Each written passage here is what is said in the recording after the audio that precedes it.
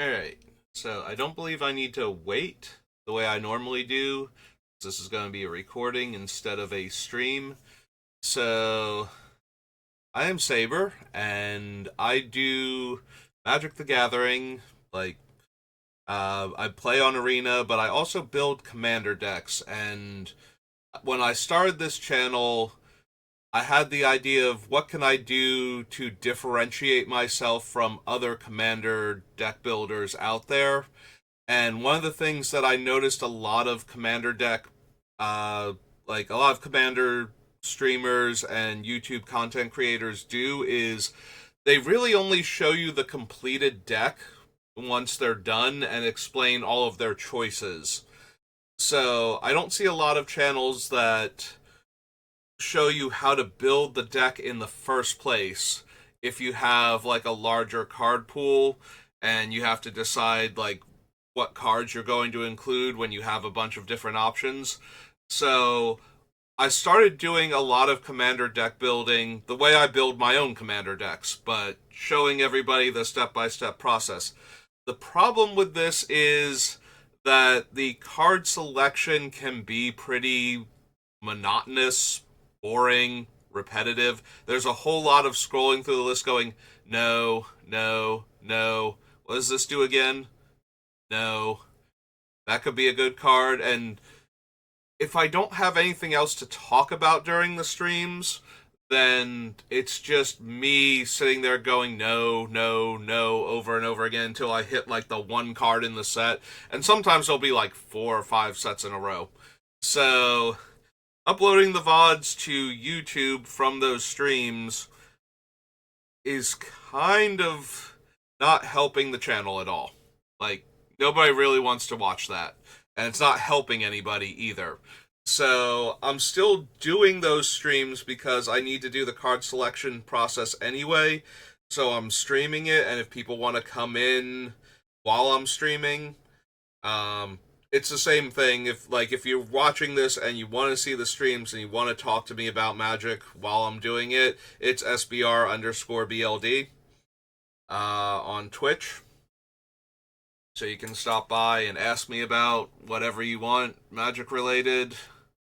You can ask me about other stuff too, but if you start off with that, I'm going to assume in my head at first that you're a bot that's here to sell me um, somebody's art channel, because a lot of them do that. They just stop by and like, hey, how's it going? How long have you been streaming?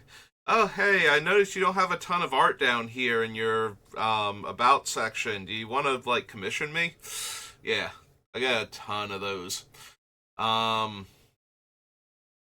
so going forward, what I'm going to do is I'm just going to do the streams selecting the cards, but then I'm going to do a recording instead of a stream where I go over all of the cards we've selected, and then I'm going to do normal streams cutting the deck down because I think that still has a lot of merit in how each card gets selected, like why cards that I thought were going to be good for the deck aren't anymore, or how we're choosing and focusing on certain aspects of the build.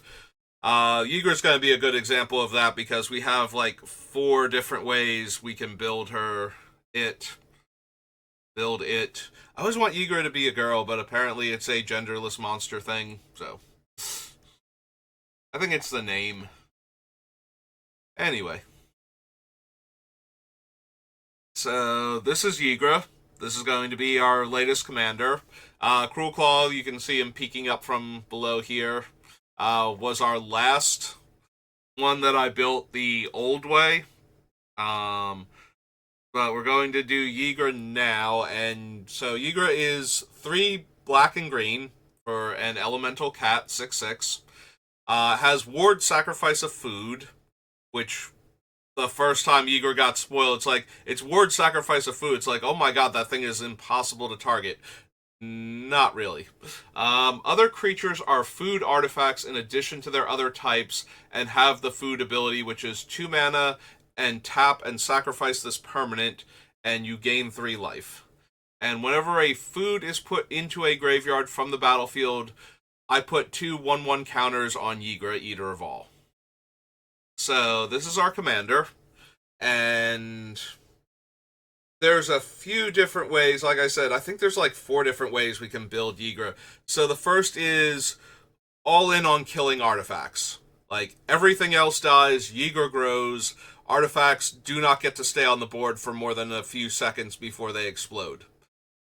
That's certainly one way to do it, but that means that Ygra is very vulnerable to everybody else's creature removal, because if everybody else's stuff is just exploding constantly, then we don't have any other targets besides Ygra, and Ygra is constantly growing, so that makes Ygra a much more impactful target.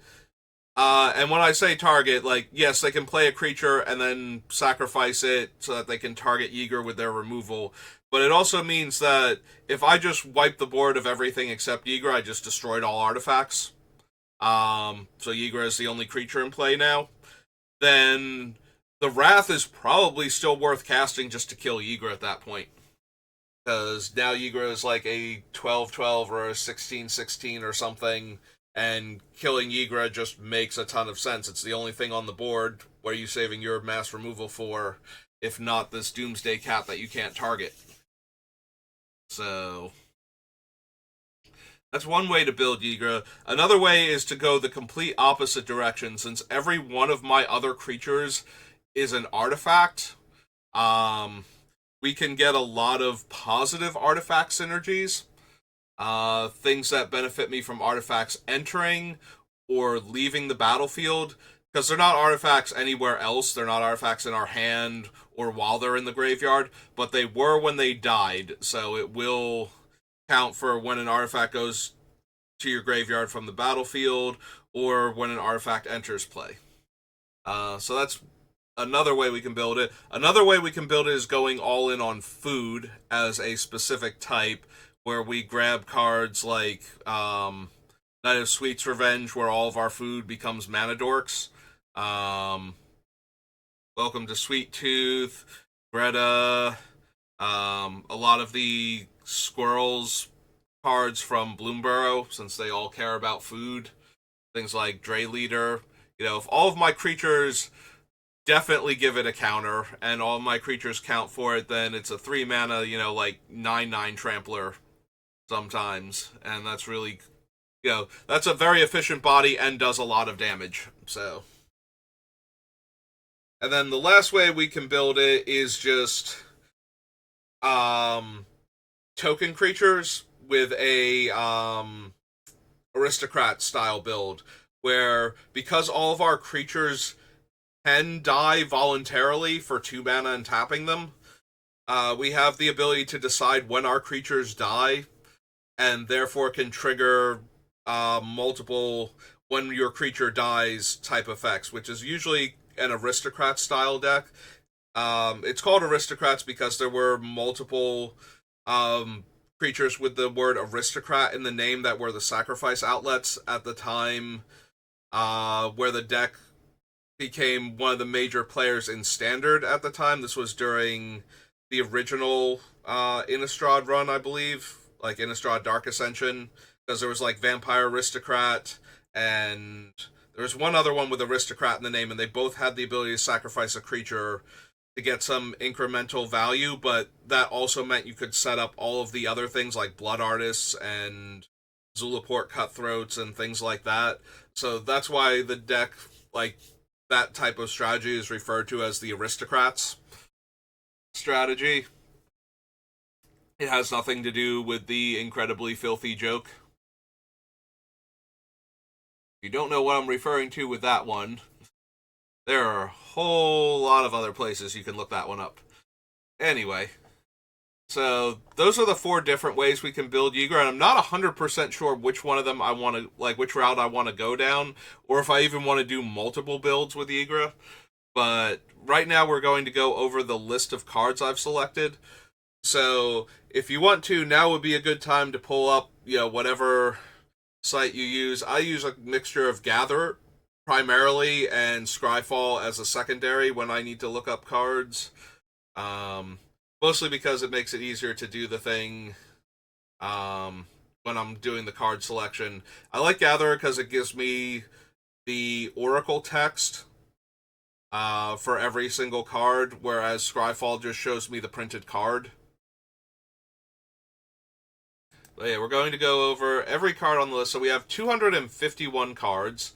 The rest of this blob is stuff I use when I'm doing my various recordings, so that way I have the information I need, since I'm always opening a Word document anyway to work on these things. So, just up front, so we have 251 cards. If I have an incredibly expensive card on the list, don't worry about it.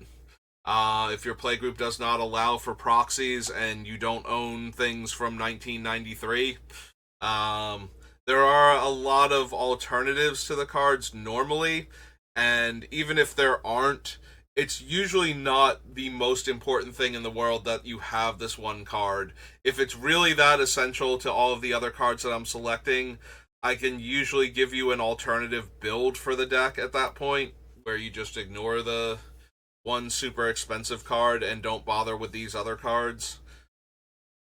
So you will see cards on the list that people don't reasonably have and can't reasonably get, because I have everything, and if I'm building the deck, there are going to be cards where I'm going to be like, yeah, I love running this old card that nobody even knows what it does or didn't know existed up until now. But we've got 251 cards to get through, and I think I've done enough rambling explanation, so let's get into it. So, the lands are not counted in the 251 cards. I usually try and go for 60 spells, 40 land split. There are variants on that, but for the most part, that is our target. So, I always play the dual lands because I have them. You do not need dual lands. Out of all of the expensive cards that I put on the list, the original dual lands are the least necessary for any deck building for Commander. They're obviously good. You know, as long as you're not worried about non-basic land hate, they are way stronger than almost any other land you can have in your deck if you're multicolored. But their strength is like a fraction of a percentage point better than a lot of things.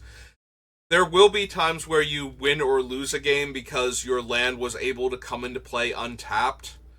So the players that have the Dominaria comes into play tapped green-black land are going to lose like one game in 1,000 or so because their land came into play tapped that one turn. There's also going to be the random cases where, like, one in, like, 100,000 games they win because their land came into play tapped, because they couldn't cast their spell that turn, and somebody else decided the board was scary enough and wrathed, and then they still had their threat in hand. So, those are things, but, you know, they almost never come up. Like, Bayou is not needed. I have Bayou, so I'm going to run it, but you do not need, out of all of the expensive cards, you do not need the dual lands.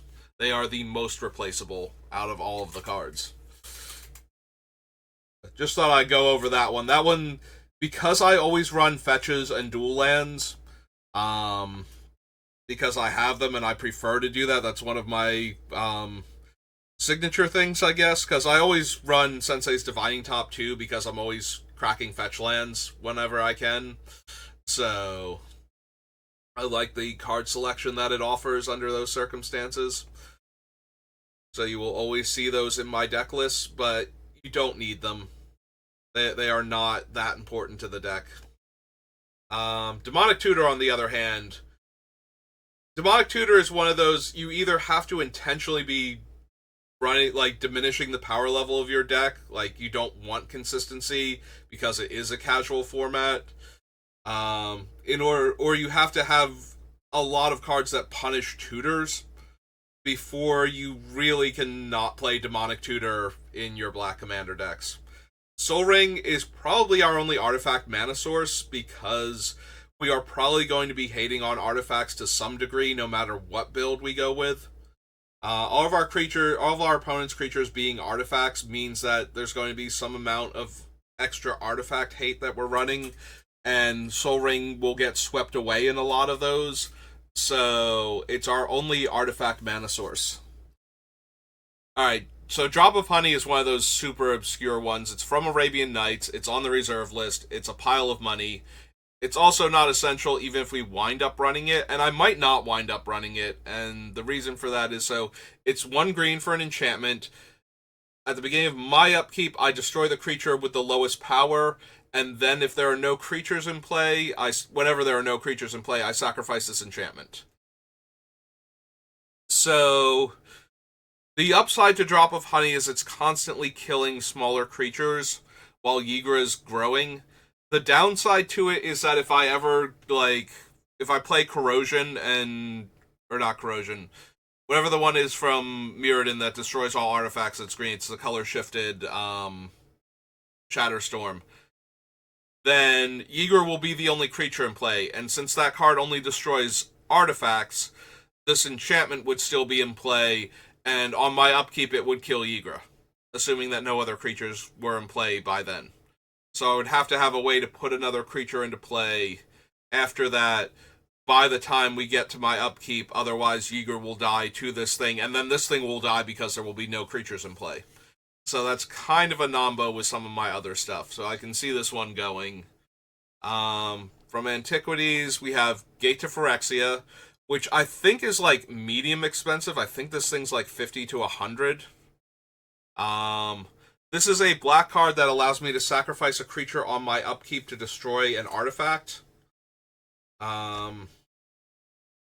So if we go the token route, where we make a lot of token creatures, or the aristocrats route, this allows me to lose a creature every turn to kill one of my opponent's creatures or artifacts because of Ygra. Like one of their regular artifacts, or I can upgrade it to kill their creatures because Ygra's in play.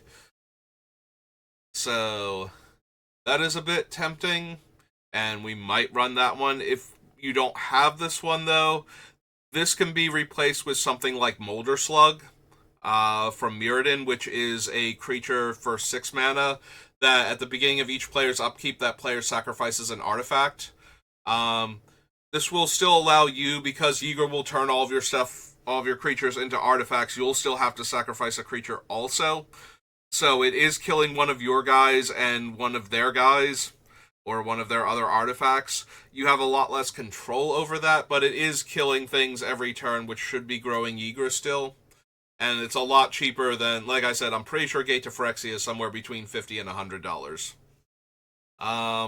Haunting Wind is one of those ones that was early in the process when I saw it. So whenever a player taps an artifact or activates the ability of an artifact without tapping it, it's very awkward wording from Antiquities, because there used to be mono artifacts and poly artifacts and continuous artifacts. Mono meant it had to tap to activate. Poly meant it had an activation cost you could keep paying because tap wasn't part of it. And continuous was, as long as this artifact is untapped, it just has this effect. We've changed all that. Now everything's an artifact, and most continuous artifacts function while they're tapped anyway. But if you've ever seen like old versions of Winter Orb that say, as long as this is untapped, players can't untap more than one land, or Howling Mine, they have that wording because they wanted to maintain the function of the card after they got rid of the old rulings. And only cards that got reprinted with that wording maintain that effect. So Winter Orb, Static Orb, Howling Mine are like the 3 that I remember most having versions that have that wording. So that's why this is awkwardly worded, because it should just be whenever a player activates an artifact. But because it has a function when the artifact becomes tapped, even if it wasn't to pay the activation cost, it has to have this wording in order to function properly. So the effect is it deals 1 damage to that player. So activating their food creatures to gain life means they're effectively gaining less life by taking the damage. And all of their other abilities on their creatures that they're activating are now dealing damage to them. I don't know that we're going to want this. This is probably going to go because it's too low impact. But we'll have to see. Next up from Legends, this is going to be another very expensive card. This is Living Plane. So there are a couple cards on this list that have a similar effect to this, and this one is on the list again because I have it, and if we go this route, I wanted all of the different versions of this effect available to me. So for 2 green and 2, it's an enchant world, which means that there can only be one enchant world in play at a time, and if any other enchantment with the enchant world type comes into play, the other one goes away. And it's basically plane chase before plane chase. The idea is that this is the plane that you're fighting on now, and when a new enchant world comes in, you have shifted to another plane of existence for the battle now, and now this rule is in effect instead. For Living Plane, it is all lands are also 1/1 creatures. So if all lands are creatures and all creatures are food and therefore artifacts, if you play cards like the Collector Oof or Null Rod or Karn Great Creator, now your opponents don't have mana. Their artifacts and their creatures, or I'm sorry, their artifacts, their creatures, and their lands all can't use activated abilities anymore. So this is a tempting side route to go down with Ygra, to have in our back pocket as a, hey, I'm already going to shut off your artifacts or mess with your artifacts anyway. Here's Living Plane, now all of your lands are also artifact creatures and are getting messed with the same way. So everything on the list that does that is grouped together, and if we decide to use that strategy, I'll be running all of them. There are cheaper versions that of this effect that also do the same thing, but there's not that many of them total. So I'll be running Living Plane if I go that route.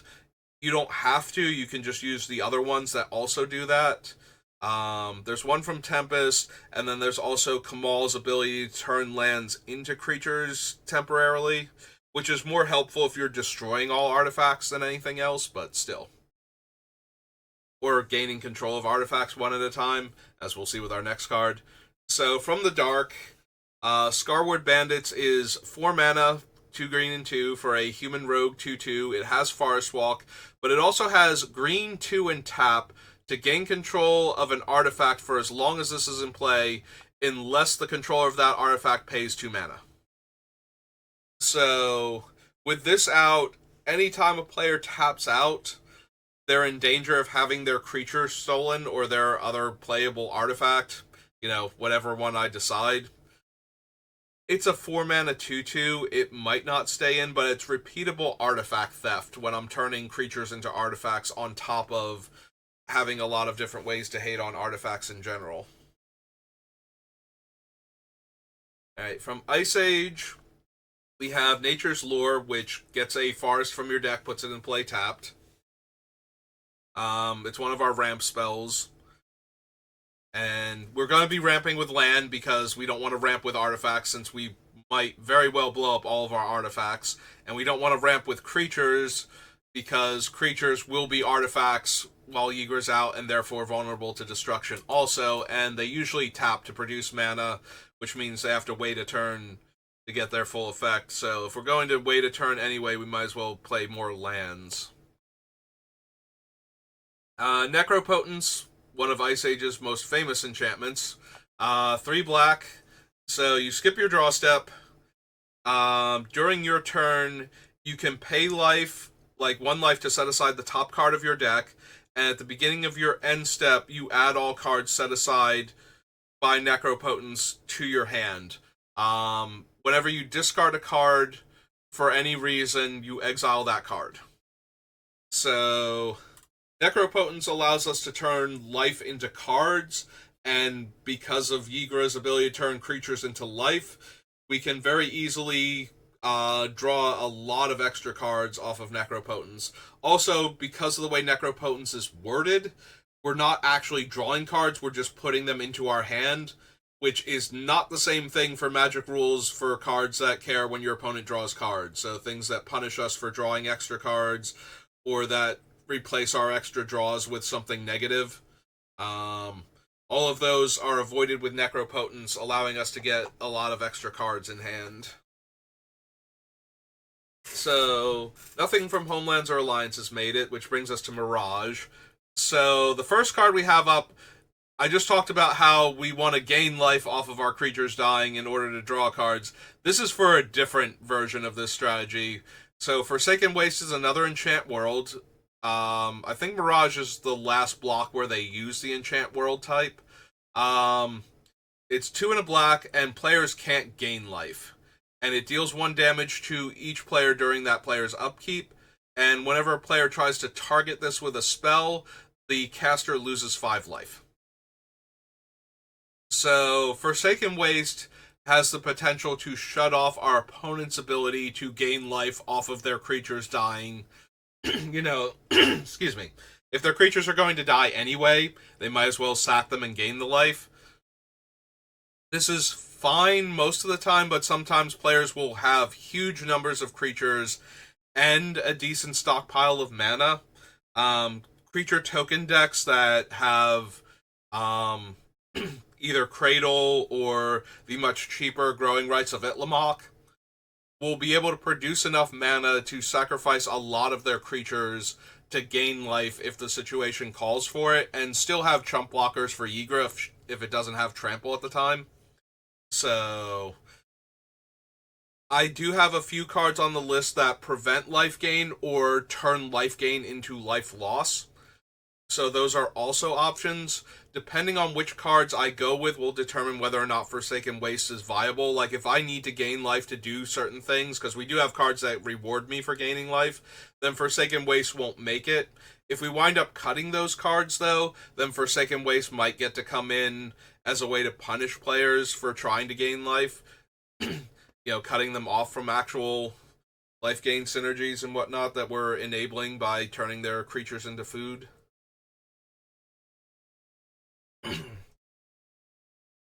Grim Feast. This one is entirely here for flavor reasons. So, it's 1 black and green for an enchantment. Beginning of my upkeep, I lose a life. Whenever an opponent's creature dies, I gain life equal to its toughness. The idea is that I am also eating all of their dead creatures. Ygra gets counters, I gain life, and that amused me. Whether or not we keep that will be determined by what I have room for in the deck. This card is probably going to wind up getting cut. It was just funny to me at the time.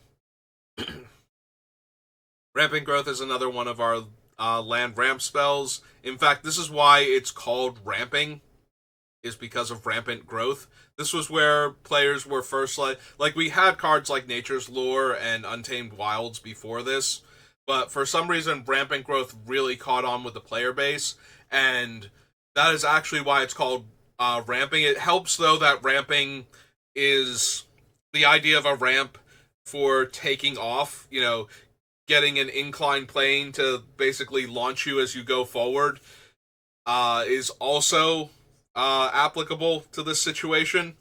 Just made it work so well. So that is where ramping came from as a term in Magic.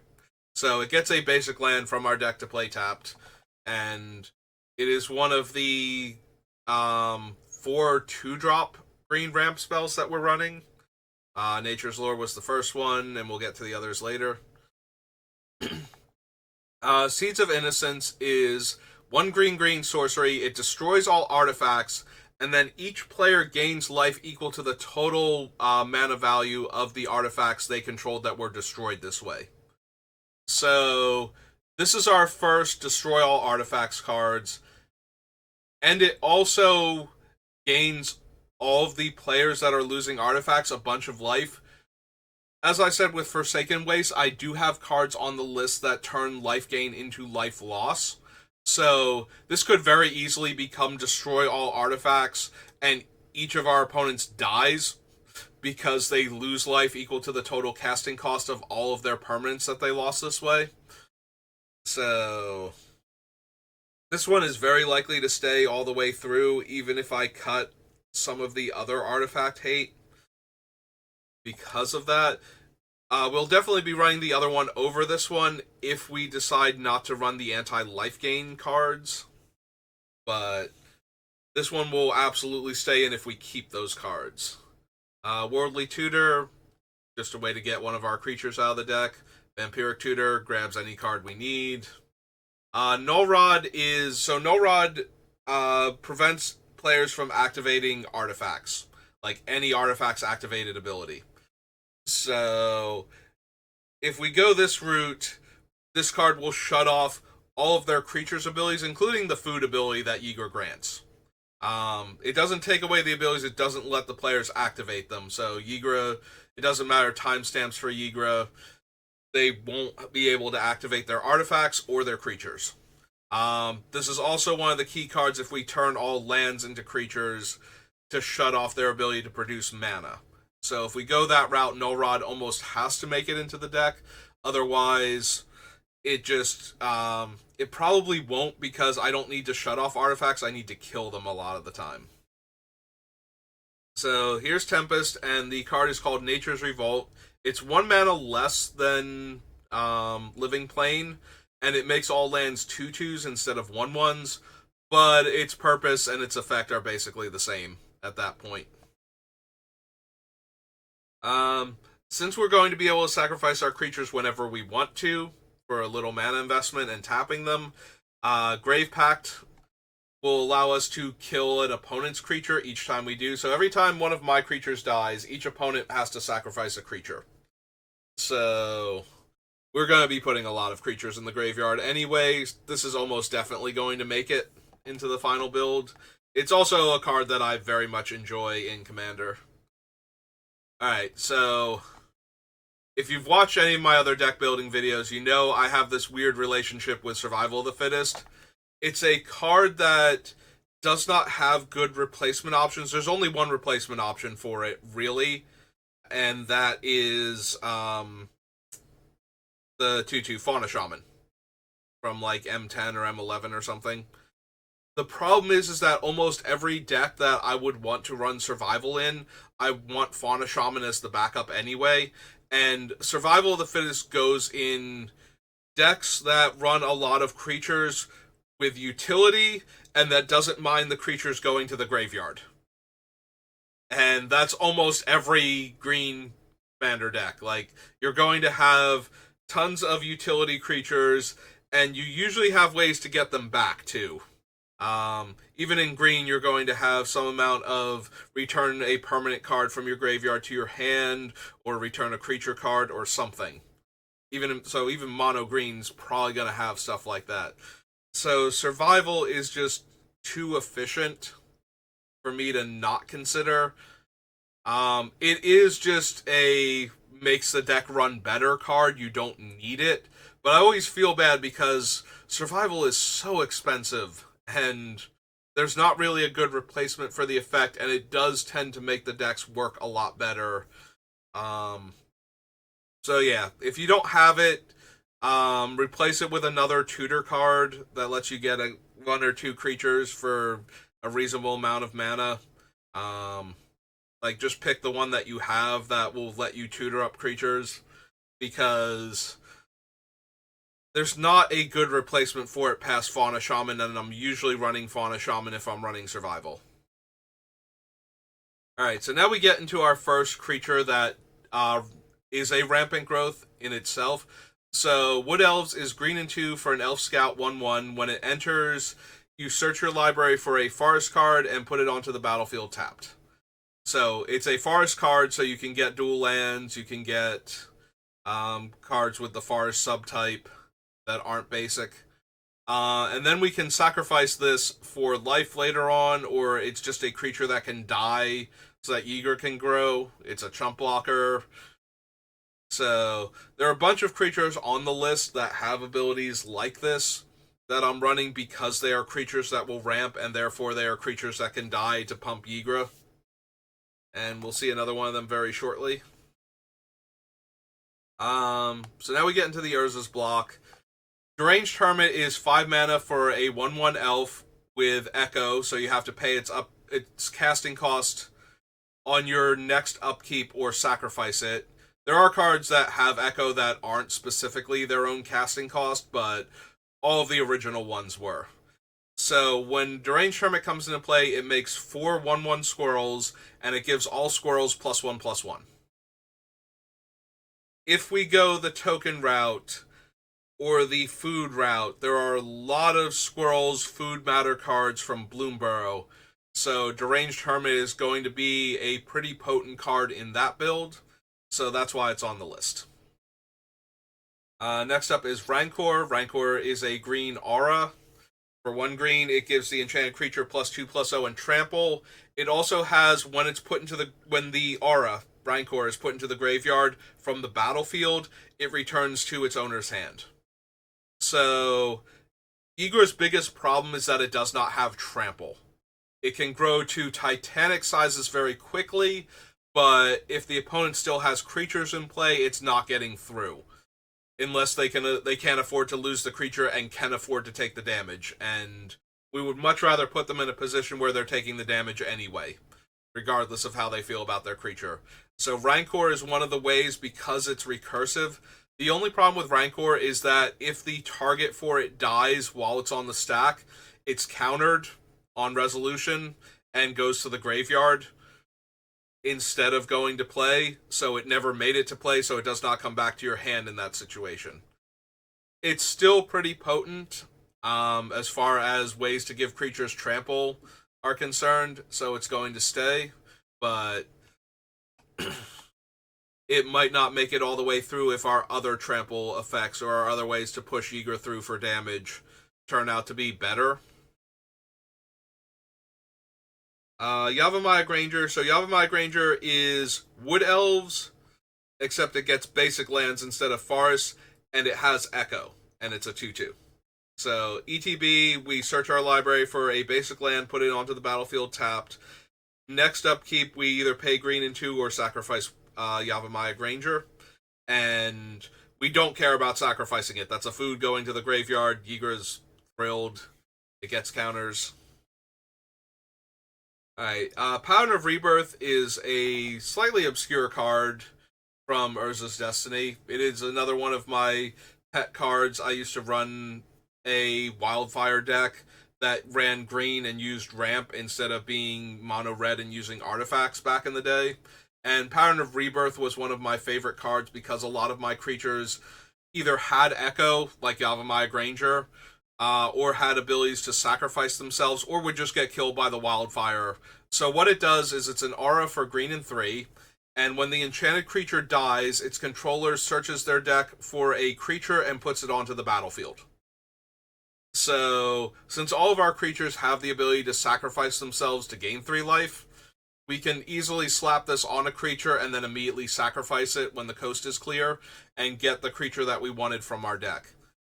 It's still a little clunky, it might not make it, but it does bypass huge casting costs to get creatures directly into play from our deck, so it's always going to be at least a little tempting when we have lots of sack outlets.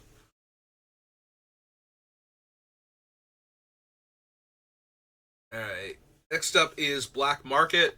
So it's 2 black and 3 for an enchantment, and when a creature dies, the enchantment gets a counter. At the beginning of my pre-combat main phase, I add a black for each counter on it. So, since creatures are dying anyway, this is a good way to generate large amounts of mana over time. Whether or not it stays in the deck will be determined by what I can do with that mana. So, for right now, it's just a ramp spell that generates huge amounts of mana over the course of the long game. It's not a very good ramp spell early. It's a 5-drop, and it takes a bunch of creatures dying before it gets enough counters on it to do anything. Once it gets going, though, it constantly produces huge amounts of mana. So, if we decide that's what we want. Alright, next up is Natural Affinity, rather. So, this is the temporary version of the other one from Tempest. It's green and 2. It also makes all lands 2/2s, but it's only until end of turn because it's an instant. So, it's not good for locking opponents out of the game by turning all of their lands into creatures. It is very good, though, for combining with Destroy All artifact effects to take everybody's mana base out and leave me with a giant Ygra that can't be targeted unless you can get a creature down first. It just dramatically reduces what players can do to stop Ygra at that point if we go that route for the build. Infernal Genesis is a 6-drop enchantment, 2 black and 4. So at the beginning of each player's upkeep, that player mills 1 card and then makes X11 minion tokens based on the casting cost of the card that they milled. So this is putting a ton of little creatures into play for everybody, which, if I can kill all artifacts, will grow Ygra to titanic proportions. So I don't mind having a whole bunch of creature, like milling a card and making a bunch of creatures. I also don't mind if our opponents get a ton of little creatures, as long as we can give Ygra trample or we can wipe the board of artifacts. Either one of those should keep Ygra very happy and very well fed and put a ton of pressure on the opponents. Diabolic Intent is a diabolic tutor that requires you to sacrifice a creature as an additional cost. And if we didn't want to be losing our creatures, we wouldn't have all these different ways to sacrifice them. So, Pernicious Deed is one of the old school black-green staples, and it's still pretty decent today. So it's 1 black and green for an enchantment. You can pay X and sacrifice it to destroy all non-land permanents with mana cost X or less. So we get to decide what number we're going for. So if Ygra would be like insane on the board afterwards, we can do 4 or less. And if Ygra still wouldn't be enough, then we can do whatever we need to up to the amount of mana that we have. So it's a very versatile board wipe. So we'll be considering it. Phyrexian Arena is just good card advantage. 2 black and 1 for an enchantment. Beginning my upkeep, I draw a card and lose a life.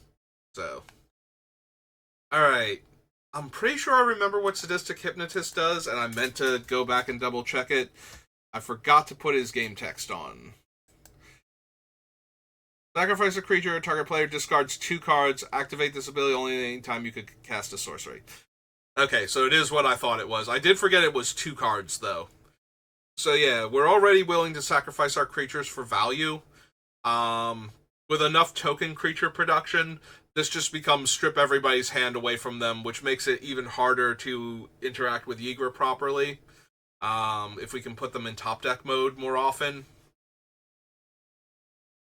I don't know that we're going to be running that, but that is an option. If we're doing the token creature route with the aristocrat stuff, then that is definitely going to be one of our ways to sacrifice our creatures without spending mana and without requiring them to tap.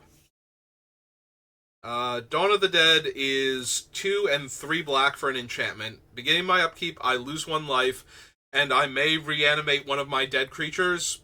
That creature gains haste, and I exile it at end of turn. So the biggest thing to do with Dawn of the Dead in this deck is to bring the creature back with a good comes into play ability or a good death trigger. Have that ability happen for coming into play, and then sacrifice it to gain 3 life using Ygra's effect. So that way the creature comes back, we get the comes into play ability if it has one, and then we can sack it and gain 3 life and it's back in our graveyard, so we offset the life loss and we don't lose the creature forever, and we get any death triggers. This also works a lot better if we go the Aristocrats route, because now we're getting fodder back every turn. You know, we reanimate Deranged Hermit, get the 4 squirrels, sack the Deranged Hermit, gain the 3 life back.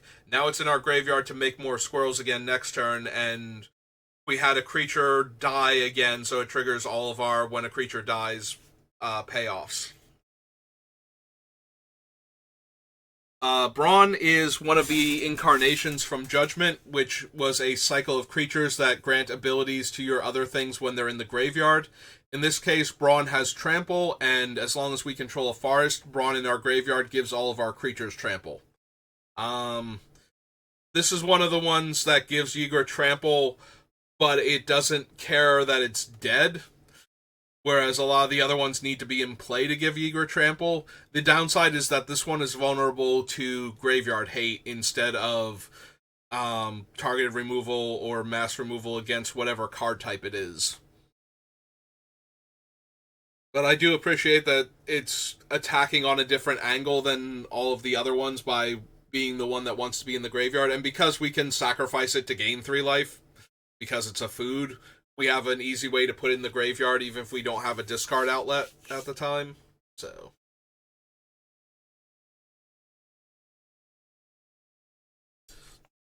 Alright.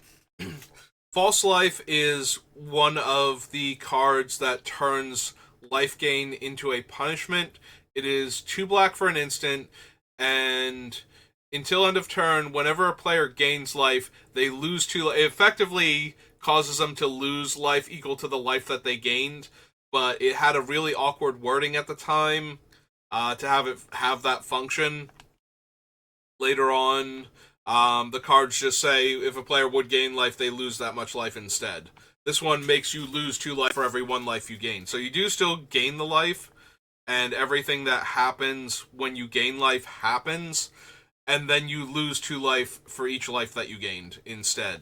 So whereas the other ones are replacement effects, and things that happen when you gain life wouldn't trigger because of them, this one does let them trigger.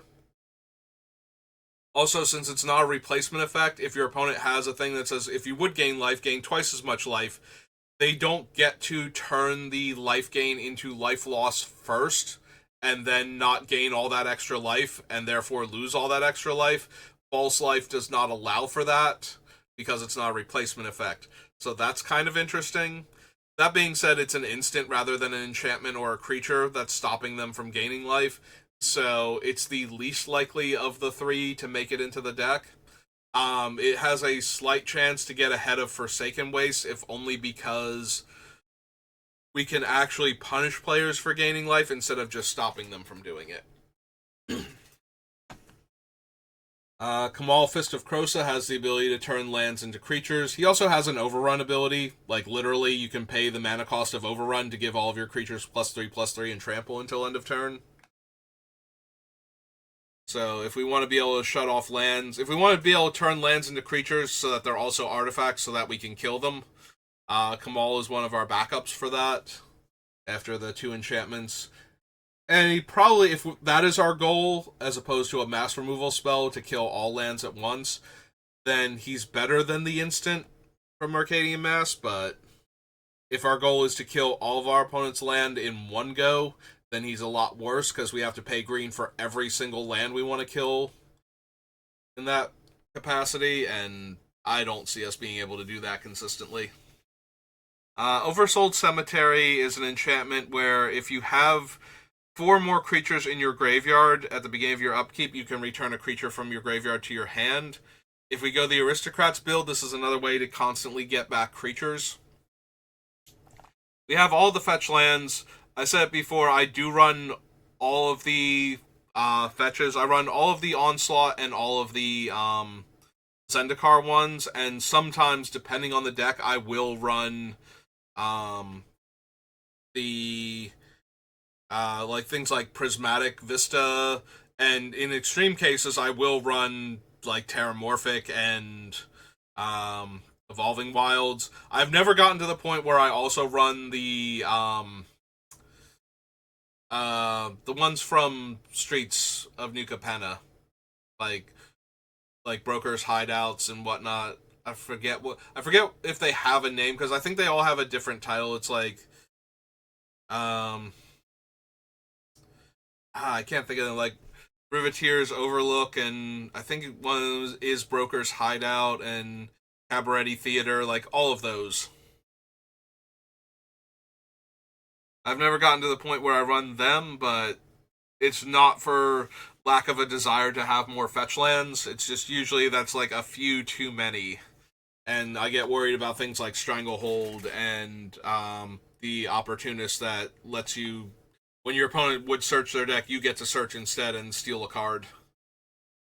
But I always run Sensei's Divining Top, so the fetches work really well with that. If you're not running top, then you probably don't need the fetches because you're not as concerned with manipulating the top of your deck. And if you don't have the fetches, if you're not going to run like the cheaper ones, the ones I was talking about before, then you probably don't need the top because you can't shuffle your deck as much. In order for top to be functional as not card advantage, but really strong card selection, you need a lot of ways to manipulate the top of your deck. So, and fetch lands are one of the cheapest ways to do that while still maintaining your land count and, not flooding out as often, since the fetch diminishes your deck by 2 lands each time rather than 1. Graveborn Muse, we don't have a ton of zombies. So at the beginning of your upkeep, you draw X cards and lose X life, where X is the number of zombies you have. It itself is a zombie spirit. But that's okay. It's still drawing us the 1 card at least, and sometimes like 2 or 3 cards. So if we need more card draw, and if it becomes a liability where we do have too many zombies, we can cash either it in for 3 life or eat some of the other zombies. Depending on what they are and how that's affecting us. Decree of Pain is an absurd board wipe. It kills all creatures and lets me draw cards equal the number of creatures that were destroyed this way. But we can also cycle it for 5 mana to give all creatures -2/-2, which combined with the turn all lands into creatures means that we can board wipe all of our opponent's lands for 5 mana plus whichever spell we use to turn them into creatures in the first place. And we get to draw a card. So, who doesn't want to draw more cards? Lethal Vapors, I don't know that we're going to run this. The only other deck I run it in is my Super Friends deck, because I don't want opponents playing a bunch of creatures that will kill my Planeswalkers, and I don't care about my creatures dying because I have almost none in the deck anyway. And giving me losing out on a turn and not being able to attack the Planeswalkers for an extra turn is a pretty brutal thing for the Lethal Vapors. Like, it usually takes the players working together to figure out who needs to skip their turn so that the other players can play creatures and give them haste and attack with them in order to actually take down the walkers. So, I'm amused by this card in this deck because every time a creature dies, Ygra gets bigger, so even if our opponents are playing things with comes into play abilities in order to get some value out of them without having to lose their turn to Lethal Vapors while they wait for a way to kill it, we're still growing Ygra, and it's harder to put blockers out. That being said, it's not actually that backbreaking in a lot of situations. Like, the board needs to be mostly clear, and giving up your turn needs to be a real cost. If you're giving up your turn, but everybody's kind of agreed that I need to die because of what I'm doing right now, then it usually doesn't set the player who gives up their turn back that much. So it might not make it. But it is another fun card that does work with the deck. Disciple of the Vault, every time an artifact dies, I can have an opponent lose 1 life. Everything's going to be an artifact. Everything's going to die, except for Ygra, ideally. So that's just a lot of extra life. So if we do the Aristocrats build, this is one of our marquee cards for that. Glissa Sunseeker has the ability to tap to destroy an artifact if I have floating mana. So if I tap my lands for mana, however much mana I have floating, if it is exactly as much as an artifact costs, I can tap her to destroy that artifact. So basically, before I cast my spell, I tap my lands for mana and activate Glissa to destroy something with that mana cost, then either tap the rest of the lands I need for that spell or just cast the spell at that point. She's a 4-mana 3/2 first strike also, so not terrible stats, good against medium-sized creatures. Lightning Greaves, because we need to protect Ygra from targeted effects, because Ygra dying is actually one of the ways that messes up a lot of our cards. It is an artifact. It will get swept away with our artifact destruction at times. I still think it's worth considering. Also, if we don't go super heavy on the artifact destruction, there's only going to be a couple times that's going to be at risk for being swept away. Loxodon Warhammer is a way to give Ygra trample and lifelink, mostly trample though. It might not make it primarily because it's an artifact and therefore likely get swept away on top of that. Also, it's a little more expensive than some of the other equipment that's giving out trample or other evasion abilities that would all but guarantee Ygra connects for damage. So I can see cutting it. But at the time, I didn't have a lot of those on the list, so. Alright, so Pentavis was added retroactively. I came back and added this in when I saw Pentavis somewhere else. So it's a 7 mana 0/0 construct. It enters with 5/1/1 counters. I can pay 1 and remove a counter to make what's called a Pentavite, which is a 1/1 flying creature. It's an artifact creature naturally. And I can pay 1 and sacrifice a Pentavite to put the counter back on this creature. So, in and of itself, it lets me spend 2 mana to put 2 1/1 counters on Ygra. I pay a mana, I remove a counter, I get a 1/1. I pay a mana, I sacrifice the 1/1, I put the counter back on it. And a food died, because they will count as food, Ygra triggers. It also allows me to spend 2 mana to trigger any of my other aristocrats style cards. So if we go that route, I'm probably going to be interested in this. We also do have Doubling Season on the list. We don't have most of the counter doubling effects, and we don't have most of the token doubling effects, but we do have enough 1/1 counters and tokens between the two that Doubling Season itself seems fine, even if we don't bother with the other ones. Sad Robot, 4 mana 2/2, gets a land into play tapped, basic land from our deck into play tapped, and when it dies, we draw a card. And we would love to be able to eat this delicious Sad Robot to draw a card and gain 3 life and have gotten a land out of him. Vorak Battlehorns gives the creature trample, and it can't be blocked by more than 1 creature. Again, I don't think I'm going to bother running it. It's cheap, but all it's really doing is making Ygra a little bit harder to block than normal trample would be. It's like, okay, not only does it have trample, but you can only block with 1 creature. So if you're more of a swarm of little creatures rather than like, 1 big creature, then you're going to have problems with Ygra at that point. Again, it's an artifact. I don't know how much room I'm going to have for equipment that gives trample. So we will have to see. Cranial Plating. If we keep the artifacts in play, this is a titanic bonus to Ygra or to one of our other evasive creatures. If we don't, though, then its bonus is going to be so greatly diminished that we probably don't want it. Eternal Witness is not 2 green and 2, right? She's 2 green and 1. Help me out here. I forget how much Eternal Witness costs. Yeah, she's 2 green and 1. Yeah, I was thinking of the other one, the Eternalized, like Witness of Eternity. Regrow's one of our dead cards, so definitely worth considering, since we'll be very willingly throwing our cards into the graveyard anyway.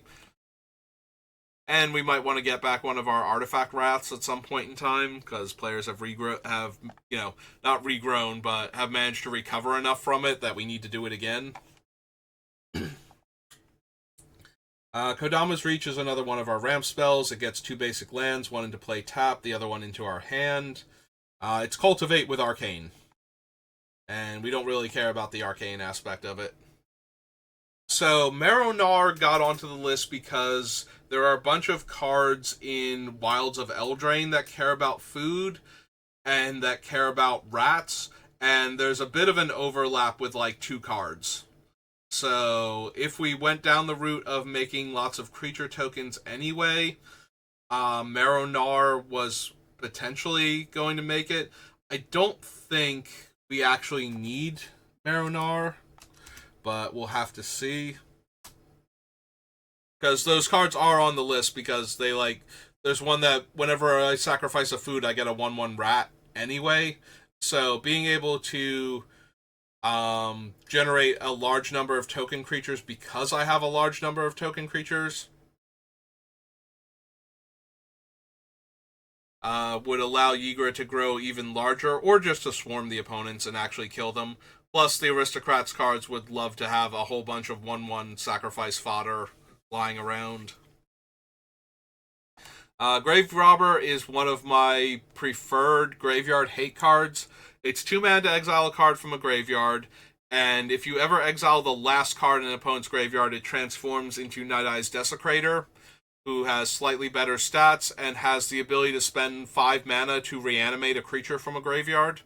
So sometimes I will actually just invest all of the mana and exile an opponent's graveyard so that I have a way to reanimate my creatures. And sometimes I'll just leave it as graveyard hate. Depends on the situation. But I like that versatility in it and that power level, so. Also, if the cards in the graveyard that are a problem are creatures, flipping it means we can steal the creatures anyway, so they won't be in the graveyard for the opponents to reanimate and sacrifice over and over again.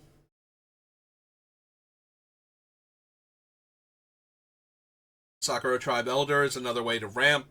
It's a 2 mana 1/1, and you can sacrifice it to get a basic land from your deck into play tapped. And that means it will trigger Ygra if we top deck it after Ygra's out, and in the meantime, it's just another 2 mana ramp spell. We've already been over my love of Sensei's Divining Top. Doubling Season, like I said, we don't have enough tokens matter, or counters matter, and we don't quite have enough tokens, I don't think, unless we go full aristocrats to want any of like branching evolution or parallel lives, but we do definitely have enough of both combined where doubling season is probably worth it. Farseek is another ramp spell, getting us a card that counts as one of the other 4 basic land types aside from forest, which means we can get our Overgrown Tomb and our Bayou and our other dual lands that count as both a swamp and a forest by choosing to grab a swamp. So it's another 2 mana, fixes my mana ramp card. Golgari Rot Farm and Overgrown Tomb. The Rot Farm makes it into the deck if we decide we want. So the way Rot Farm works and the way all Karu lands work is you play it, you bounce a land, but you still have 2 mana in play, and you're guaranteeing that you're hitting your next land drop the following turn. So it's a lot like getting an extra land out of the card without, like, you don't go down on mana. As long as nobody destroys or bounces or otherwise interferes with your, in this case, Golgari Rot Farm, it's a lot like getting a free land by playing it. And Overgrown Tomb is just one of the... After Bayou, it's probably the best dual land. I don't think there's anything else on our list that's even close. Yeah, like, all of the shock lands are just... if you don't know, just having the ability to have them come into play untapped sometimes. Like I said, most of the time it doesn't matter a ton, but, like, 1 in every 100 games or so, the land coming into play untapped is going to be the difference. So being able to play it untapped is such a big game. And while I'm sad that we don't have more of the other fetchable dual lands that can come into play untapped, like the Battle for Zendikar lands, I'm really sad we haven't gotten like the enemy set of them, and I'm very hopeful after the filter lands got printed in the Fallout set that finished the cycle for Odyssey, that we will eventually see the Battle for Zendikar lands as a finished cycle somewhere. Like, I was always hoping for them to begin with, but now we have, like, somebody at Wizards is actually trying to finish off cycles of lands for Commander so that players have access to the lands that they want. So I'd really like to see that. Savra, so Savra doesn't let us sacrifice creatures, but she does pay us off for doing it. So 2 green black for an Elf Shaman 2/2. Whenever I sacrifice a black creature, I can pay 2 life and have each other player sacrifice a creature. And whenever I sacrifice a green creature, I can gain 2 life. So if I'm losing a black green creature, I don't wind up losing the life if I don't want to, and I want to still make the opponent sacrifice a creature, or I can gain 2 life and not have everybody else sacrifice a creature depending on the situation. So since I'm already sacrificing creatures anyway, having the ability to make the opponents lose creatures or gain extra life or both is just that extra added bonus. It will depend on how aristocrats we get, but Ygra naturally has the ability to let us sacrifice anyway, so having another way that I can sacrifice a creature to make everybody else lose a creature is probably still worth it.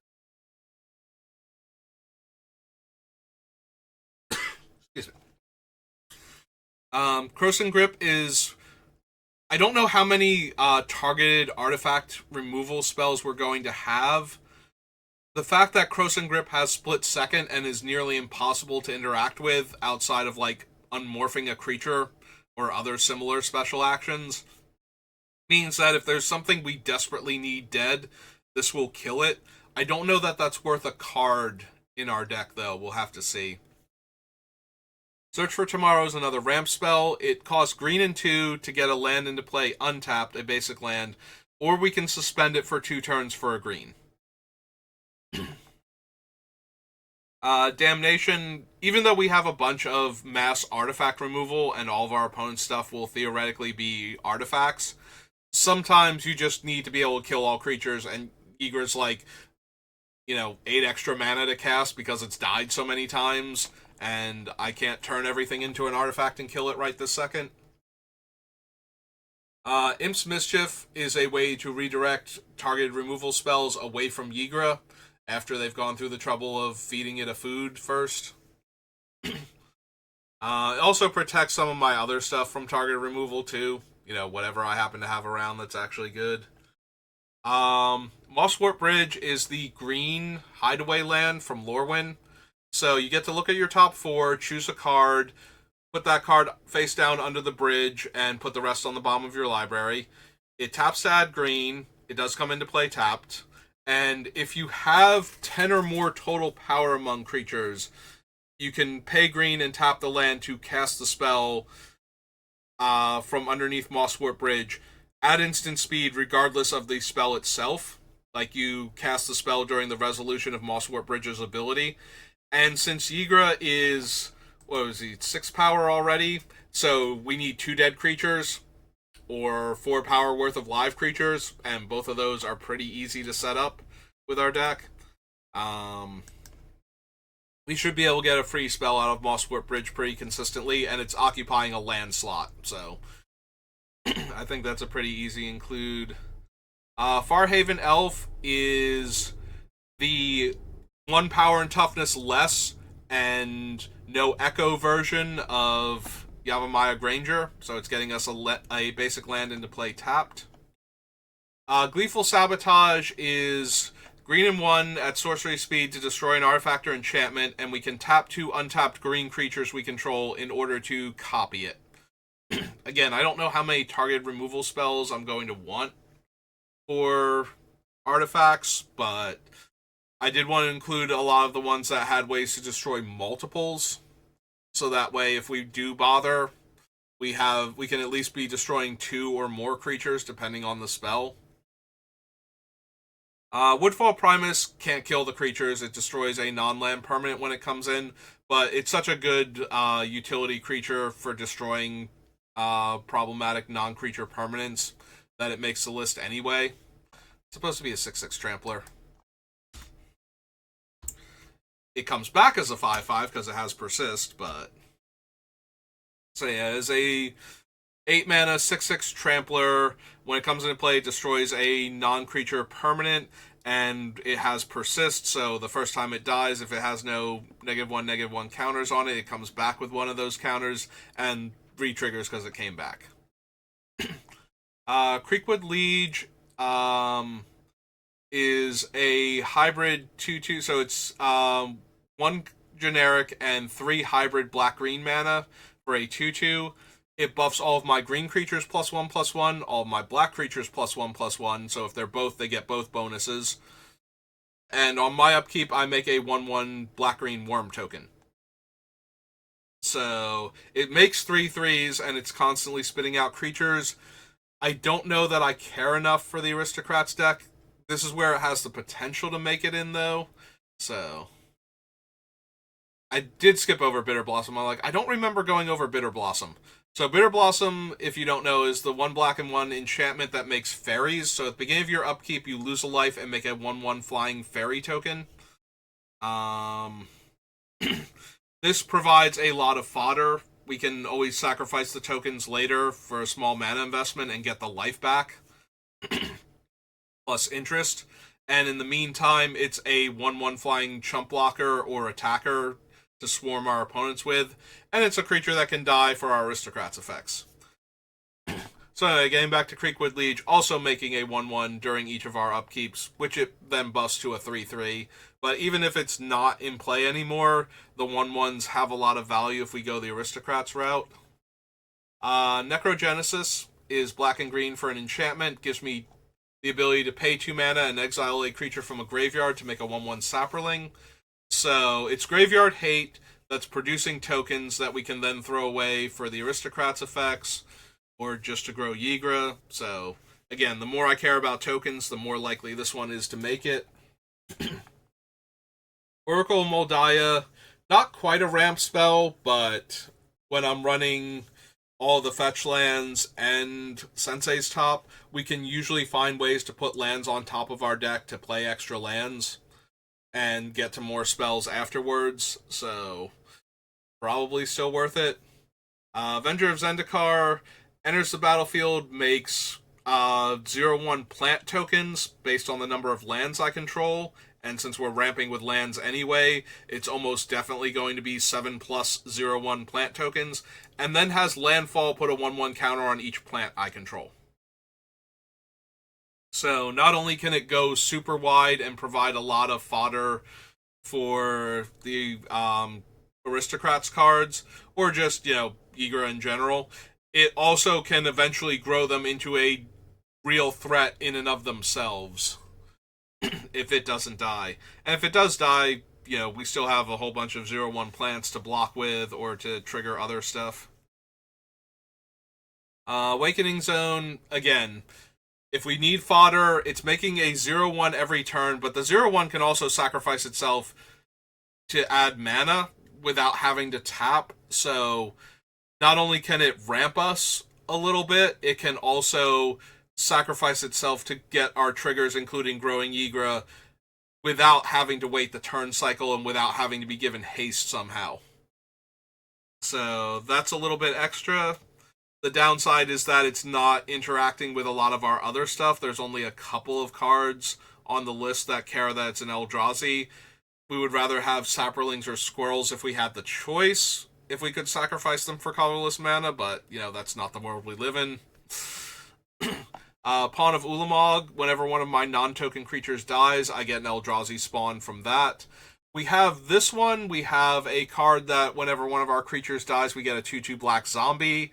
We have the other Eldrazi that gives us a Scion. And I think there's one other. So sacrificing a non-token creature, like the Deranged Hermit, for example, will suddenly give us not just the benefit we got from sacrificing it, but possibly, 3 or 4 other creature tokens that are then more fodder for all of our other things. Exsanguinate is just a mass damage spell. Each opponent loses X life and we gain X life for 2 black and X. So there are a bunch of cards on the list that reward me for gaining life. If we go that route, obviously we need to get rid of the waste from Mirage, but if we do go that route, if we do care about us gaining life, then Exsanguinate gains us a ton of life for the mana that we're investing into it, which makes it a bit too powerful to not consider. Liquid metal coating, and we'll also see liquid metal torque later on. Um, so liquid metal coating can target any permanent, and it turns that permanent into an artifact in addition to its other types until end of turn. Torque taps for colorless and can not target lands, but other than that is the same basic card. So if we're going to run a ton of cards that destroy artifacts specifically with the idea that Ygra will enable us to target our opponent's stuff, we also want to be able to turn it back into an artifact if Ygra suddenly exploded. Like, we don't want to go, oh, I'm going to kill your absolutely must-die creature with this destroy target artifact effect. We don't want our opponents to be able to go, well, in that case, I'm going to target Ygra with this, sack my other creature, and keep my super important creature alive, because now it's not an artifact anymore, it's an invalid target for your spell. So, coating and torque allow us to get around that. They also might get swept away by artifact removal, so I have to be careful how much mass artifact removal I have.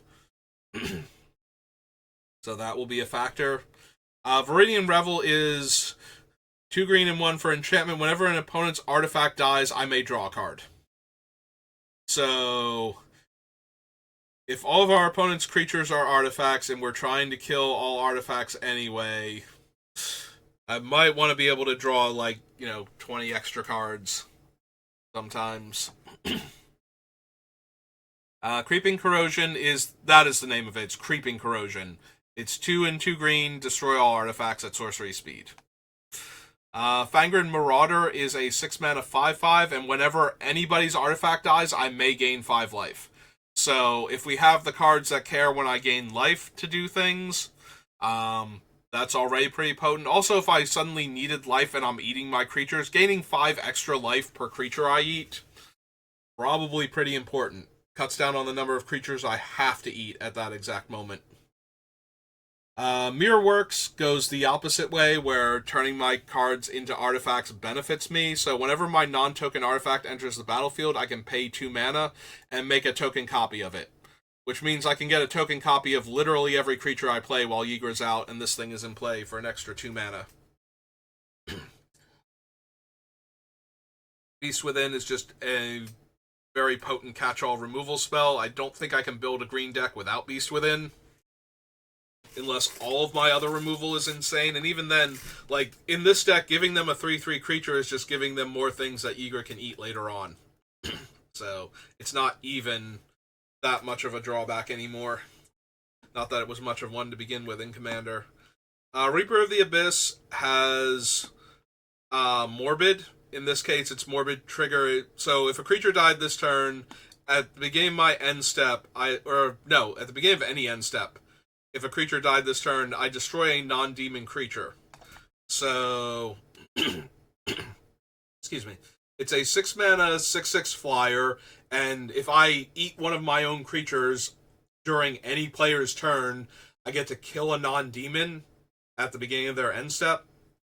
Seems pretty potent, as long as, there's other things in play besides it and Ygra. And even then, sometimes it's just going to clear the board, and if it accidentally kills Ygra, that's bad, but it's not the end of the world. Alright, I'm starting to lose my voice a little bit. I'm going to pause the recording, and I should be... Let's see. Oh, not a pause button. Alright, give me a second to try and see if I can pause.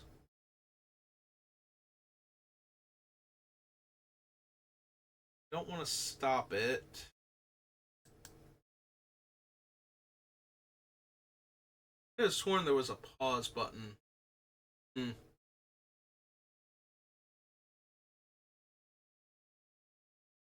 Yeah, okay, I'm not seeing anything, so I guess we just keep doing this. I'm gonna have to figure out how to pause recordings later on then, so that way I can come back to it. Because I don't currently have a setup where I can, splice the two together. So this is gonna ravage my voice a little bit, and I apologize for that, but I thought I was gonna be able to pause if I got this bad. Alright, so Blood Artist is one of the Aristocrats cards. Whenever a creature dies, target opponent or target player loses a life and I gain a life. We're gonna be targeting our opponents. So that's good for the Aristocrats deck. I might talk a little less about each card now, just a little bit. Gerard Golgari Lichlord, 2 green, 2 black, 2/2 elf zombie. Gets +1/+1 for each creature in my graveyard. I can spend 1 black green and sacrifice another creature to have each opponent lose life equal to that creature's power, which, if I'm sacrificing Ygra, is probably a lethal amount of damage by the time I'm ready to do this. I can also sack a swamp and a forest to bring back Jared. So he's a constant threat. He's a growing threat because I'm putting creatures in my graveyard regardless of what else I'm doing, like whichever strategy I go for. And he's a decent finisher, being able to sacrifice Ygra or one of my other large creatures to do a ton of damage to everybody at once. Burnished Heart is a creature I can sacrifice to get 2 basic lands from my deck into play tapped. 3 to cast, 3 to activate. So that's another food that I'm sacrificing for value to trigger Ygra.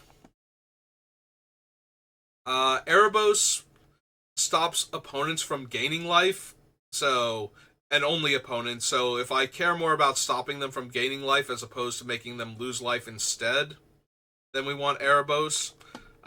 He's also has a built-in greed for black and 1, where I can pay 2 life and 2 mana and draw a card. Hero's Downfall, decently versatile removal. Probably don't need it with some of the things we get later on in Black Green. Black Green has a ton of targeted removal that hits almost everything. Courser of Kruphix is letting us play land off the top, similar to Oracle of Moldiah. Also gains us a little bit of life, so for the life gain synergies that we have. Consigned to Dust is 1 mana more than Naturalize, and we can spend an additional green and 2 for each target beyond the first, because it has Strive. Destroy multiple artifacts and enchantments. Dictate of Erebos is Grave Pact with Flash for 2 black and 3 instead of 1 and 3 black. Archfiend of Depravity, 5 mana, 5/4 flyer. During each opponent's end step, that player sacrifices all but 2 of their creatures. So decks that go super wide run into this and suddenly only have 2 creatures out, and Ygra grows massive from that, ideally. Or they have to kill it very quickly to save their stuff. Palace Siege is I get to choose when it enters, and the modes are it's an enchantment for 2 black and 3. Beginning my upkeep, I can put a creature from my graveyard into my hand, or beginning of my upkeep, each opponent loses 2 life and I gain 2 life. We're probably choosing the first mode, but if I have the when I gain life, bad things happen to opponents, or I get bonuses going on, because we do have a bunch of those on the list since I can sack creatures to gain life. Either mode might be correct at any given point in time, so having both modes is fine.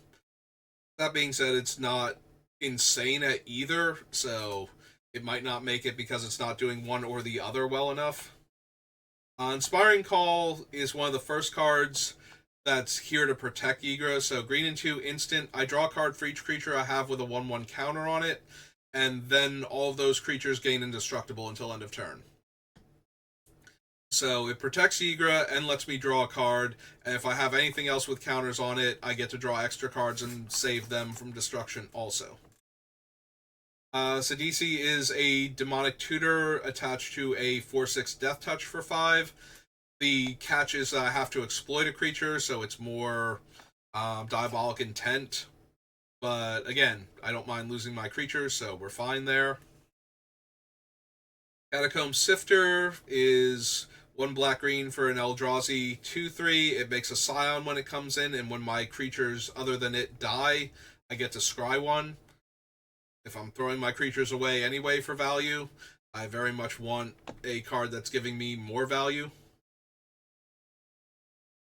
Defiant Bloodlord.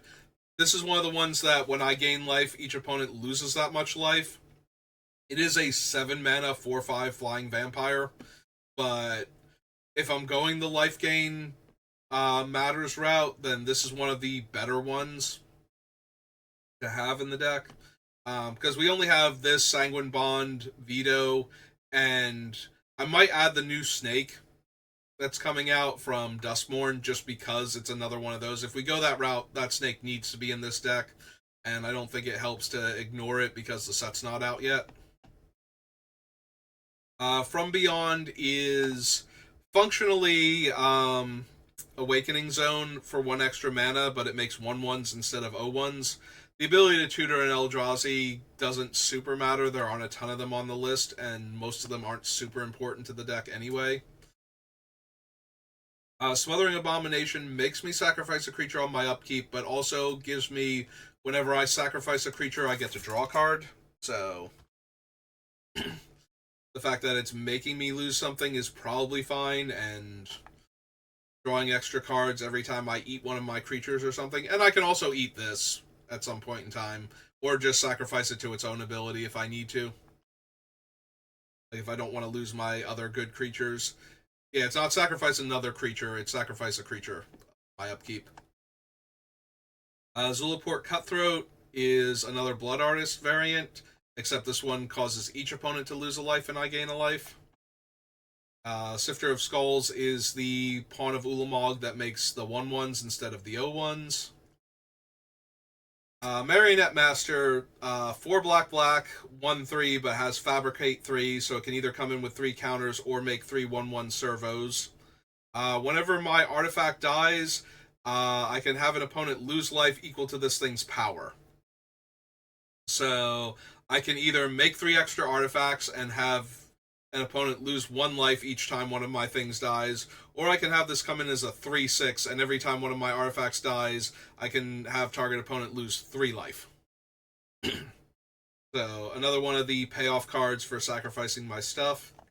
There's Heroic Intervention, give my permanents hexproof and indestructible until end of turn. Requisitioner was one of the other ones that cares when my non-token artifact dies, I get a 1/1 servo. It's a 5 mana 2/2 with improvise. Tap untapped artifacts to pay the colorless. If I want to.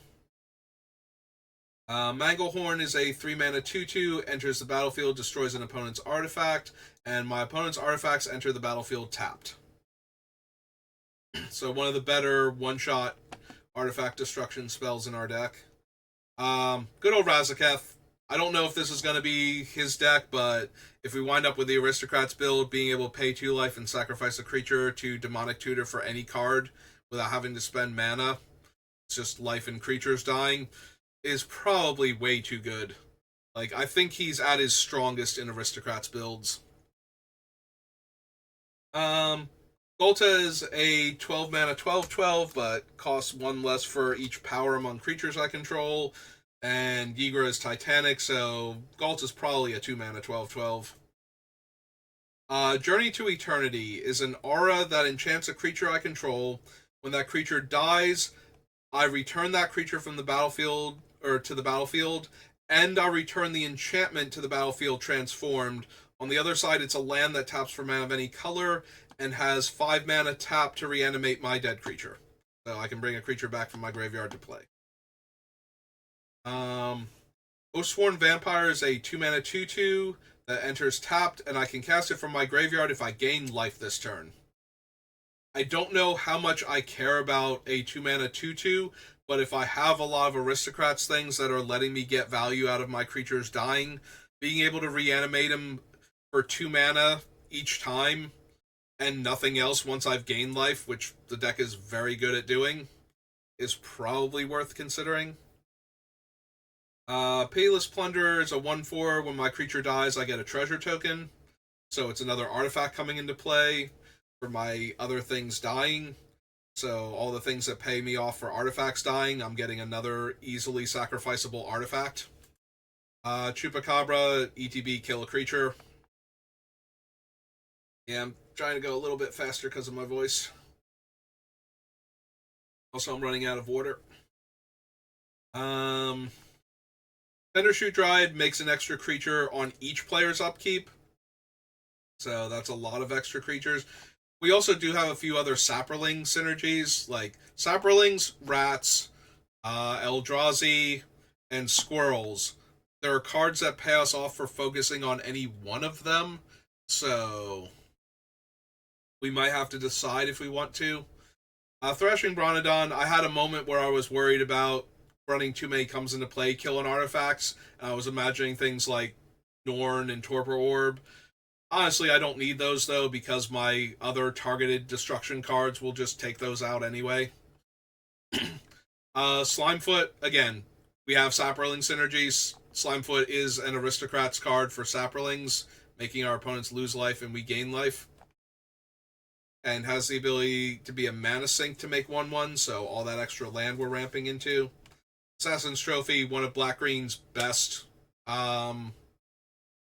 catch-all removal spells. The opponent gets a land. That's usually fine. Izoni makes a 1/1 insect for each dead creature I have when she enters, and lets me pay 2 mana and sacrifice a creature to draw a card and gain 1 life. So she's feeding into, our huge graveyard of dead creatures, and also being able to put creatures into the graveyard for value.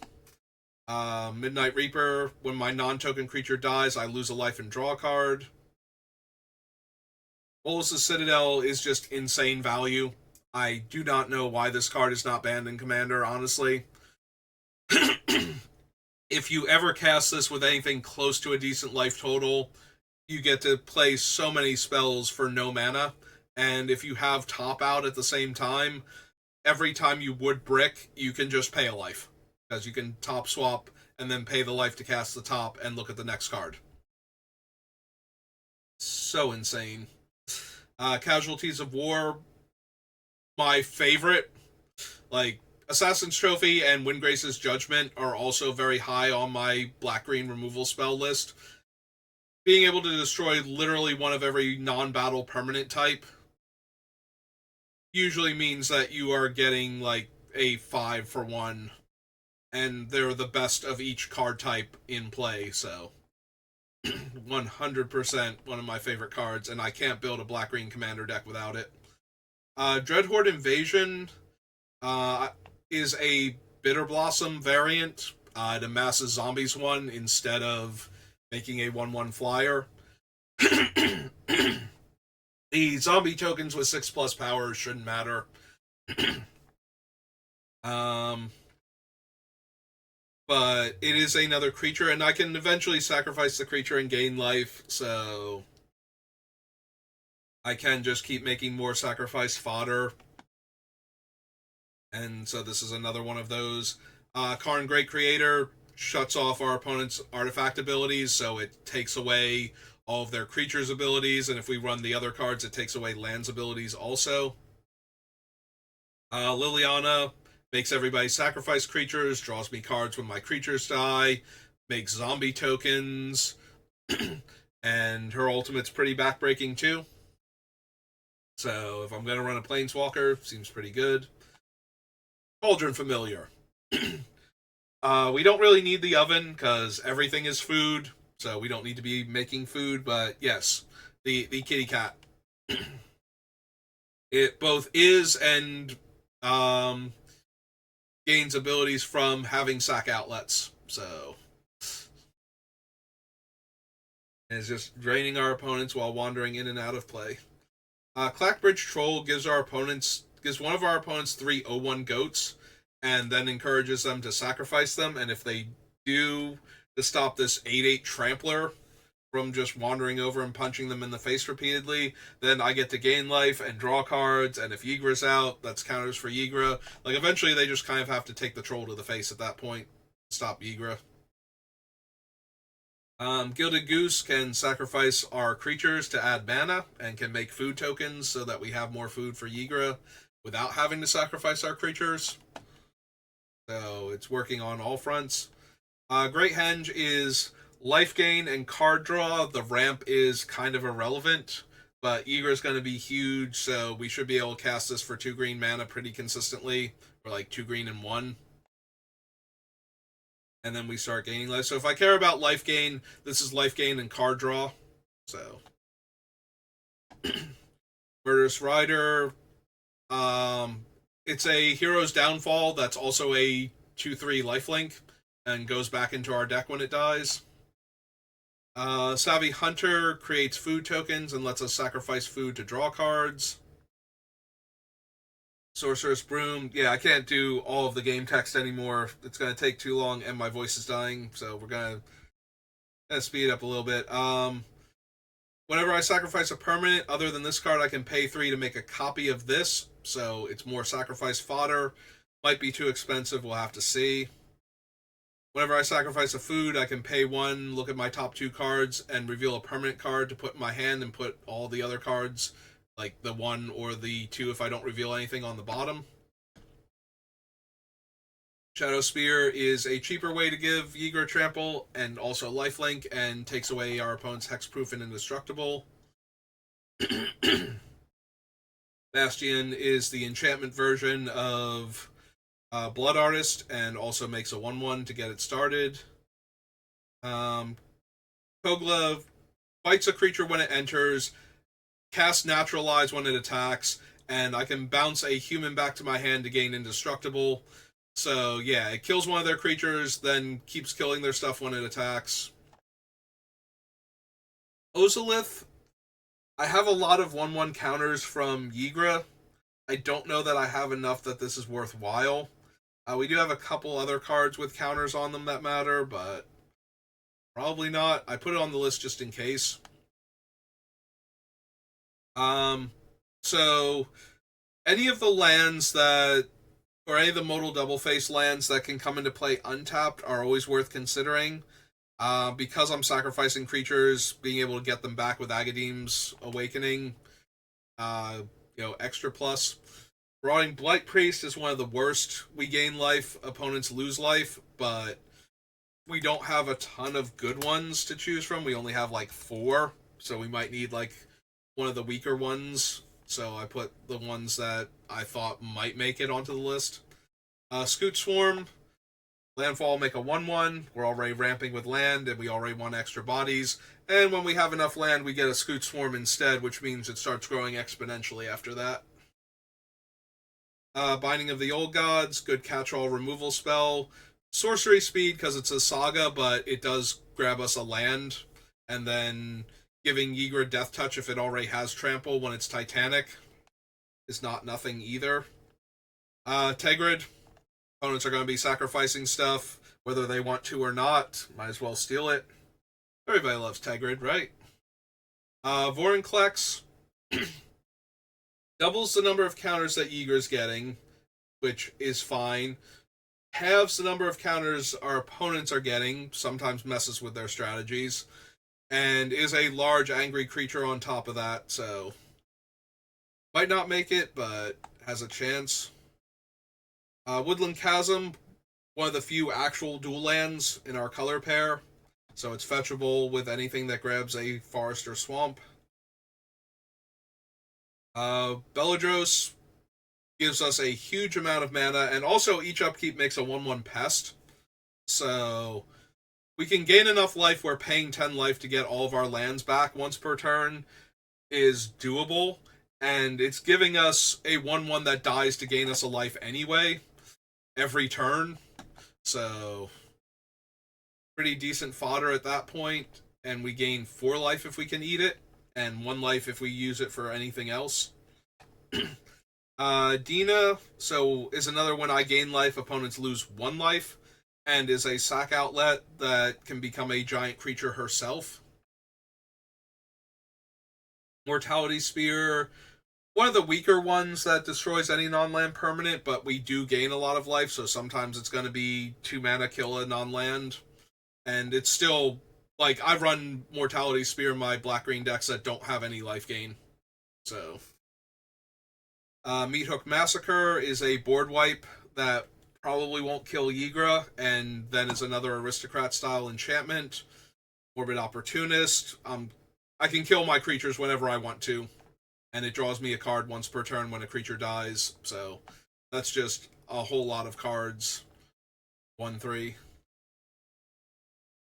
Glorious Sunrise can give Ygra Trample, can give me some extra mana if I still need it while I'm on 5, can draw me a card for having a big creature, or can trigger my life gain synergies by gaining an extra 3 life. Don't know if it does anything well enough to use, but it does everything, so. Titan of Industry has a built-in Naturalize and a giant body, and can give Ygra a shield counter to extra keep it alive. Cult Conscript is a creature that can very easily be thrown into the graveyard and come back. Haunted Mire is our dual land. We care about life gain in some of the builds we can do, so Sheoldred is automatically in, and then it punishes our opponents for drawing cards. Terra Sunder, like Mortality Spear, if I'm black-green, I'm running it. Until we get, like, even better options, like, not everything can be Assassin's Trophy. Fade from History. Extra points, so it kills all artifacts and enchantments, but before it does that, if an opponent, or if a player has an artifact or enchantment, they get a consolation 2/2 bear, except it makes them first, so if Ygra's out, that's just more 2/2s that are dying and growing Ygra. So again, extra set of counters for each player. Transmogrant is a self-reanimating creature that usually only costs like 2 black. A lot of players run a lot of non-basic lands, so it's very easy to find one opponent that has 4 of them, and then we're getting a 4/2 back for 2 mana instead of, like a 3 mana creature for 6, or a 3/1 for 6 rather. Serenth Steelseeker goes more along with Mirrorworks, where our artifact coming into play lets us look at our top card, and if it's a land, we can put it into our hand, and if it's not, we can mill it. So it's letting us find extra lands for anything coming into play, almost, in our deck. Teething Wormlet gains Death Touch if I have 3 or more artifacts, and when my artifact enters the battlefield, I gain a life, so life gain triggers synergies, and also it gets a 1/1 counter the first time an artifact enters each turn under my control, so it's also a growing threat that will eventually have Death Touch and is gaining life, so if we care enough about any of that, it's doing all of the things. It's another one of those does a lot of things okay, so we want to consider it. Drivnod doubles death triggers, so if we go the Aristocrats route, we definitely need him. We need him to copy all of the death triggers forever. Mirix makes artifact creature tokens, so I'm not a huge fan of running anything poisonous in Commander, but I think the ability to just churn out 1/1 artifact creatures is too good with all of the other synergies. And just gives us more fodder for Ygra and life gain and whatnot. And if we happen to kill somebody with poison, I couldn't help it. It just kind of happened that way. So we have 3 different planeswalkers on the list that all have a Naturalize as their middle ability and do other stuff. So we'll have to figure out which one of them I want, because I probably don't want all 3 of them. I probably want one at most. But we put all 3 of them on the list, and Nissa Ascended Animist is one of them. Barad-dûr, if a creature died this turn, I can pay mana to amass orcs. So we're definitely losing creatures, and we definitely want to make replacement fodder every time we're losing stuff. Horn of Gondor, we have a decent number of humans, but also it's self-fueling, and once it gets going, it starts to grow out of control, so like we might have considered something like Renzo also at that point, if we could have. So I don't know how many tokens I'm running versus like regular creatures, but if there are enough tokens, Mirkwood Bats. So Pippin here, if I would make tokens, I also make a food, and I can sack 3 foods to draw a card. So he's increasing my food count and giving me another way to draw cards by using food, along with our Savvy Hunter and Greta. The Shire is a land that can make a food every turn. for every turn cycle. Voracious Fellbeast, probably not good enough, but it does kill. It does make each of our opponents sacrifice a creature, even though it has no control over, like, it's no, like, highest casting cost or anything. And it gives us a food for each creature that died this way. And it's a 6-mana 4/4 flyer. Probably too inefficient, but it does potentially give us a food per opponent.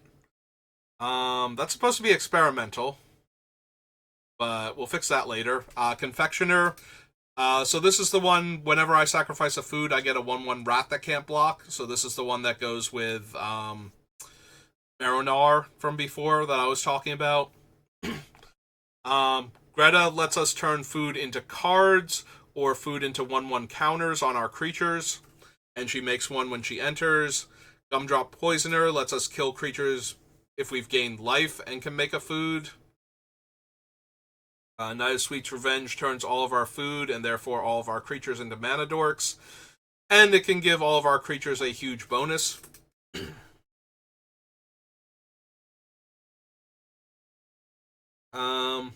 Old Flitterfang is a creature that makes a food each end step if a creature died this turn, so similar to the demon, except instead of killing things, it's giving me food.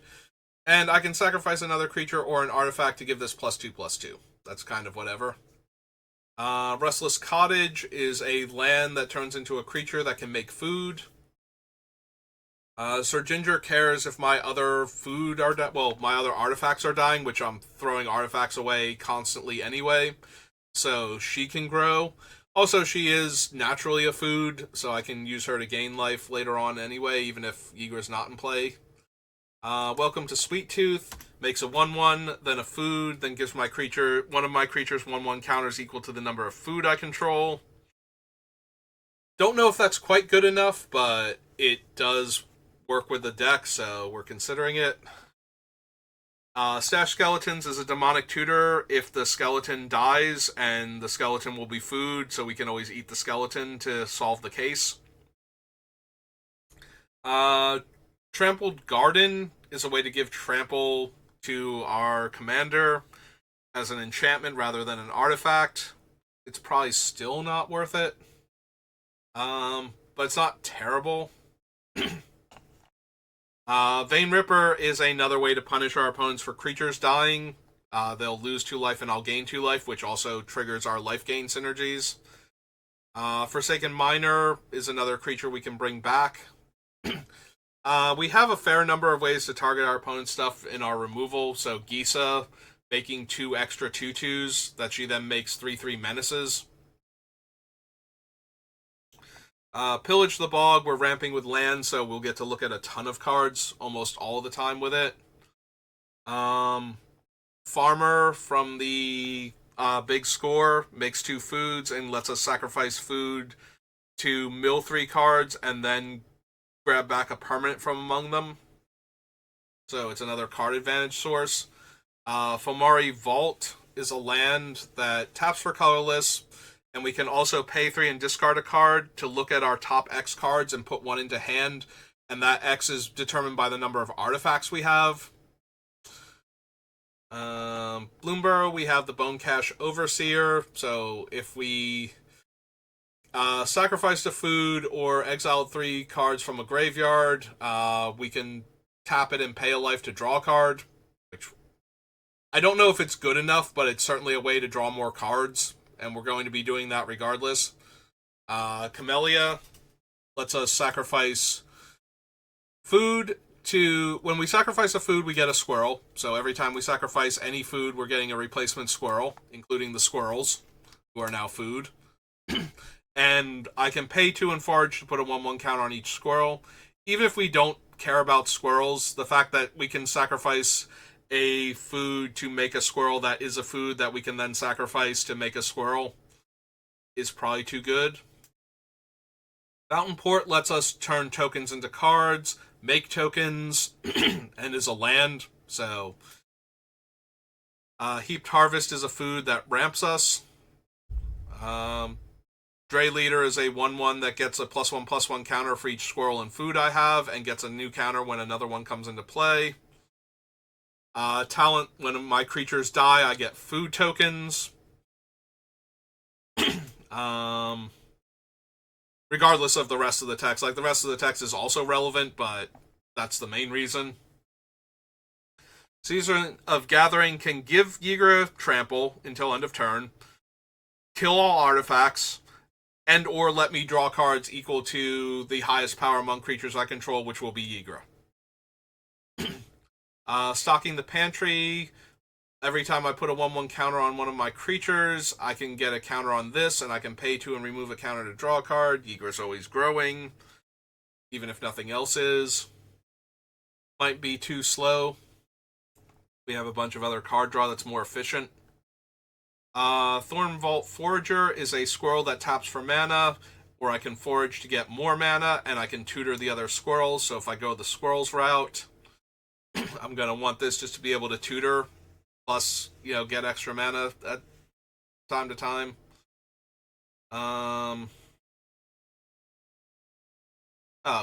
Pretty sure Brewmaster was supposed to be under the commander section, but that's okay. We'll fix that later. Vine Rate Mentor makes a food when it enters and dies. Ygra's our commander. Brewmaster is a 3/4 menace. When it enters or attacks, I can exile a card from a graveyard and make a food. Foods I have all activated abilities of creatures that Brewmaster has exiled. So if I exile your creature with a cool activated ability, all of my creatures get it except Ygra, and all of my food tokens get it. 3 Visits is another ramp spell. Acidic Slime can destroy an artifact, or enchantment or land when it enters, and it's a 2/2 death touch, so that's a fine body. Sanguine Bond, we gain life, opponents lose life. Cultivate for ramp. Grave Titan makes 2 2/2s when it enters and when it attacks. Slime's probably not making it, but it's funny. It's a 4/4 that dies into 2 2/2s that each die into 2 1/1s, so it's a lot of bodies to sacrifice as fodder. Reassembling Skeleton, 2 mana 1/1. I can pay 2 to return it to the battlefield tapped from the graveyard.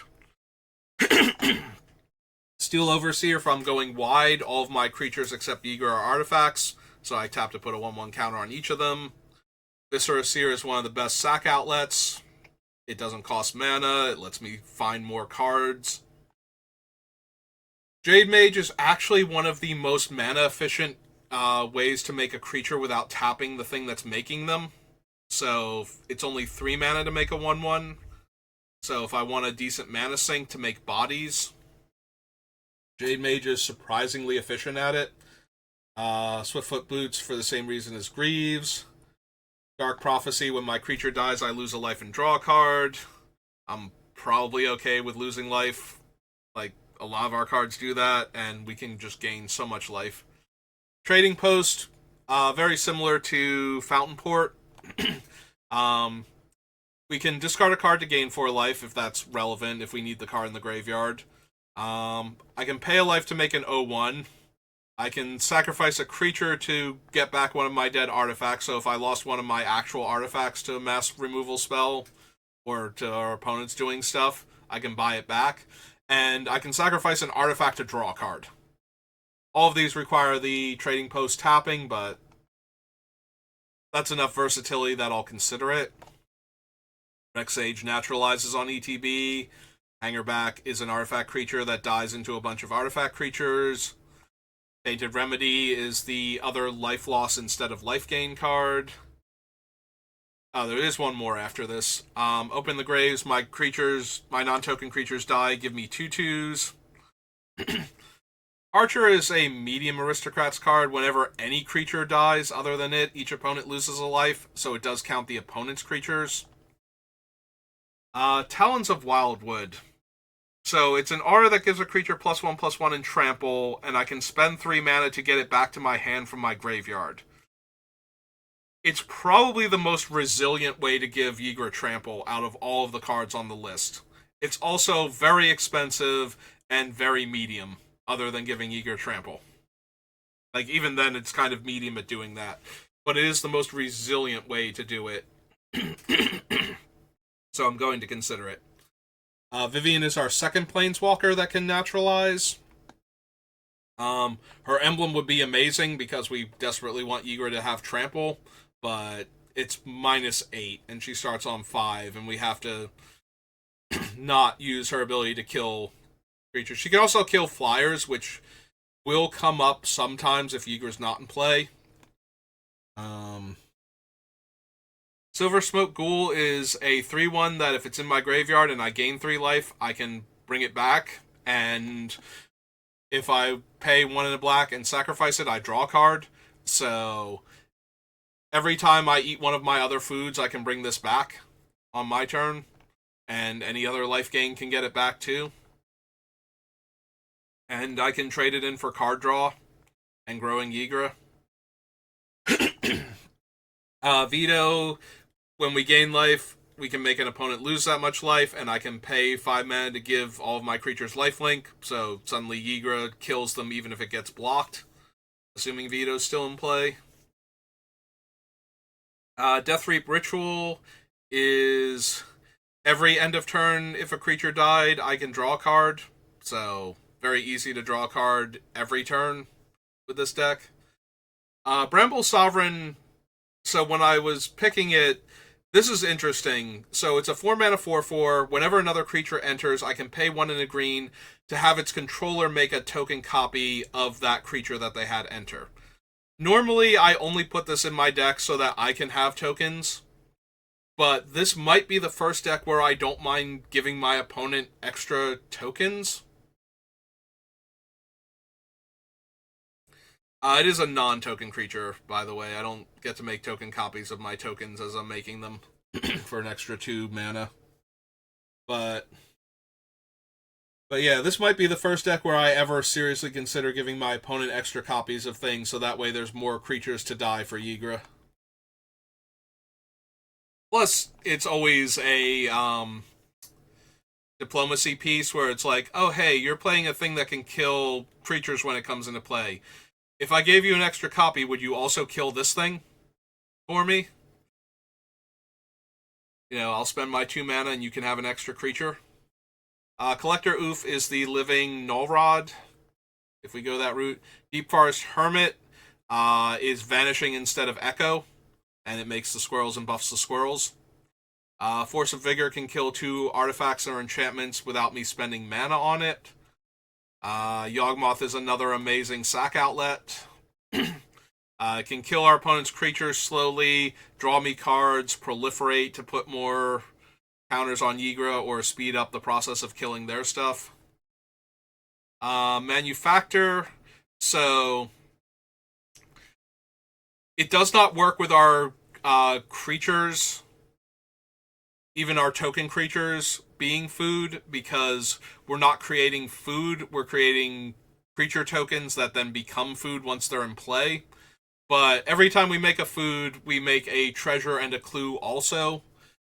So that's just free mana and card draw for doing something we're doing anyway if we run enough of them. Chatterfang gives us free squirrels when we're making tokens. Draykeeper makes 2 squirrels and can give our squirrels menace and +1 power. So if we go heavy on squirrels, we probably want that. Underworld Hermit gives me squirrels based on Devotion to Black. And we've already been over Liquid Metal Torque and Timeless Witness. So this thing makes at least 2 squirrels, probably 3 with Ygra. And I think if it's making 3+ squirrels, I'm at least willing to consider it. Fel the Profane falls in the same category as Crypt of Agadeem, or Agadeem's Awakening. It's just it's a removal spell that can also be a land, and the land can come in untapped for 3 life. It's too versatile not to run.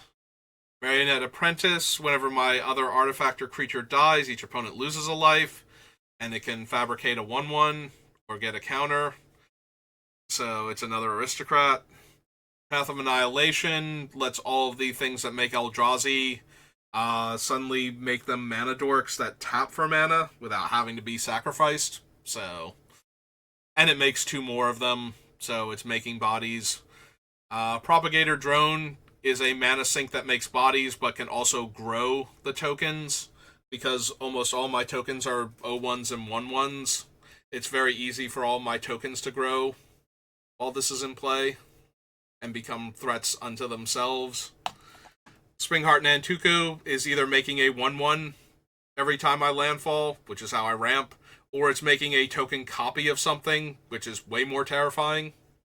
If you saw my midweek magic for what's its name, Yargle week, we finished off an opponent by putting like over 20 triggers of this thing on the Marionette Apprentice, copied by Springheart Nantuko, and then playing Toxic Deluge to kill all the 1 toughness creatures. Spymaster's Vault, creatures are going to be dying anyway. This lets me grow one of my other creatures or grow Ygra more and get some card selection. Soul Trader, another really good sack outlet. Turns my creatures that I wanted to sacrifice anyway into treasures, untapped treasures that we can then use for mana. Babala Saga, all of our creatures are artifacts, so we just need to throw in a land or enchantment and we get to draw 3 and drain 3. Black Market Connections makes treasure, gives us cards, makes 3/2s that we can then sacrifice as fodder.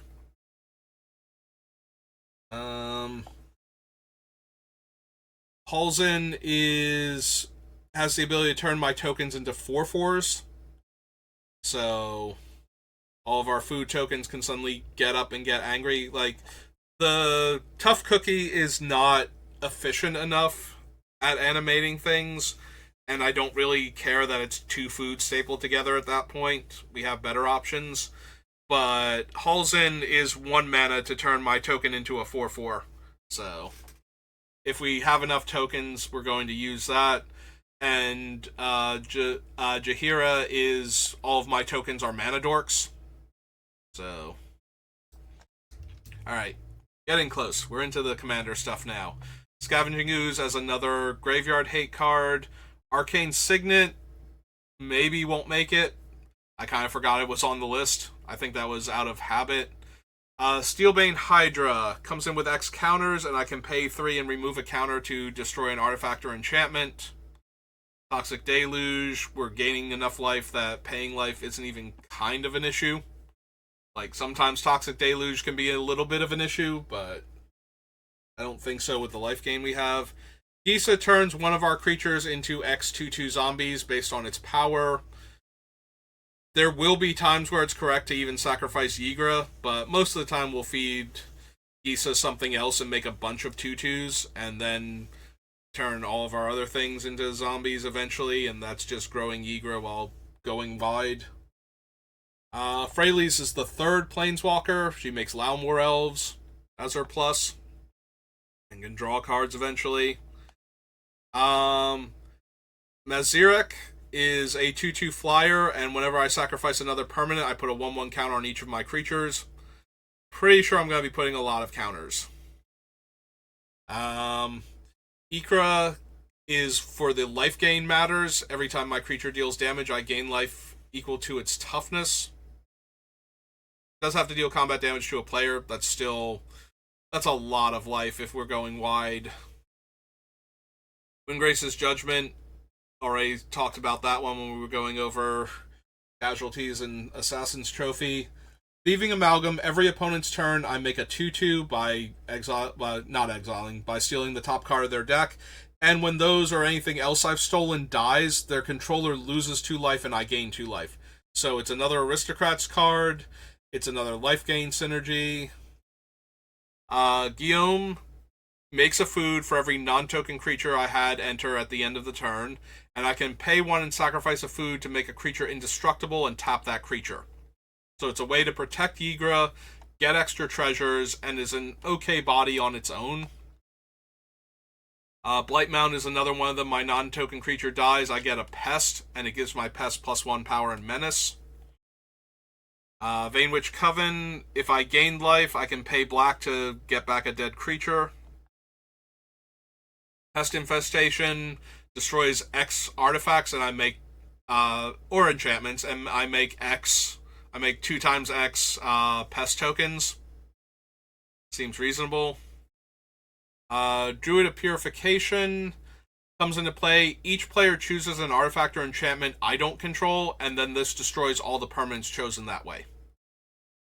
So I get to kill something, and each of our opponents has to decide what they're going to kill from the other player's stuff if they want to. But it's always a naturalize for me, even if they don't want to. So, Prowling Geistcatcher. So whenever another creature I control, whenever I sacrifice another creature, I can exile the creature that I sacrificed. If it was a token, this gets a 1/1 counter. And whenever it leaves play, regardless of where it went, it returns all of the exiled cards to the battlefield. So sacrificing my creatures just puts them in a holding pattern waiting for this thing to die. But if it wanders off some other way, I still get my stuff back. Scepter of Celebration gives trample, and it also makes a ton of creatures if the creature connects. So that one's on the list for Ygra to try and gain trample and make a bunch of bodies. This Pippin has 1 tap, make a food, and tap, sacrifice 4 foods. My creatures gain +3/+3 in haste. So, whole lot of bodies potentially, or a whole lot of food, and then if I have a whole lot of bodies, we can overrun. Minas Morgul lets me make Ygra unblockable, essentially. It gives her shadow forever while she's in play. She's not a she. Gives it shadow for as long as it's in play.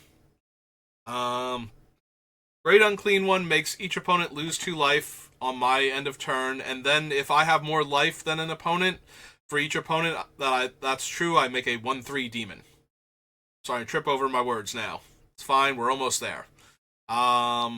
So I'm gaining life anyway, and I want more fodder. Plague Drone. When opponents would gain life, they lose life instead. That's the last one of those effects. Cyberman Patrol. My artifact creatures have a flick 3. Blocking my massive army no longer does all that much. And the Squadron gives all of my non-legendary artifact creatures Myriad. They do get exiled rather than sacrificed, so that's kind of disappointing, but other than that, it's giving me a ton of creatures. Because all of my creatures besides Ygra are artifacts, and Ygra's legendary anyway. Power Fist gives trample, and when it deals combat damage to a player, it gets that many 1/1 counters. I mean, it's growing Ygra very quickly, but again, and it's very efficient to cast and equip, is why it's on the list. Alpha Deathclaw is a 6-mana 6/6 menace trample. ETB, I can destroy a permanent, and when it becomes monstrous, I can destroy a permanent. Atomize, I forgot the casting cost, but it destroys a non-land and proliferates. I'm pretty sure it's 4 mana, like 2 black-green. Vending Machine, every time I sack a food, I can use it to make a food, and when I sack a food, I get a tap treasure. So, every time I sack one of my foods for anything, I'm getting extra mana on another turn. The Brotherhood Regalia from Assassin's Creed gives Ward 2, and the creature can't be blocked and becomes an assassin. So, giant unblockable Ygra, Ward 2. Witch of the Moors from Jumpstart. If I gain life at the end of my turn, each opponent sacrifices a creature, and I get to bring a dead creature back to my hand. And Doric from the D&D Secret Lair is a 4-mana 3/3 Vigilance. Enters, I get a Forest to play tapped from my deck. When it attacks, I can pay 2 to transform it, and it gives all of my other legends +2/+2 and trample until end of turn, and then flips back on my upkeep, and is a 6/6 Vigilance trample. Alright, so those are all of the cards that I've selected.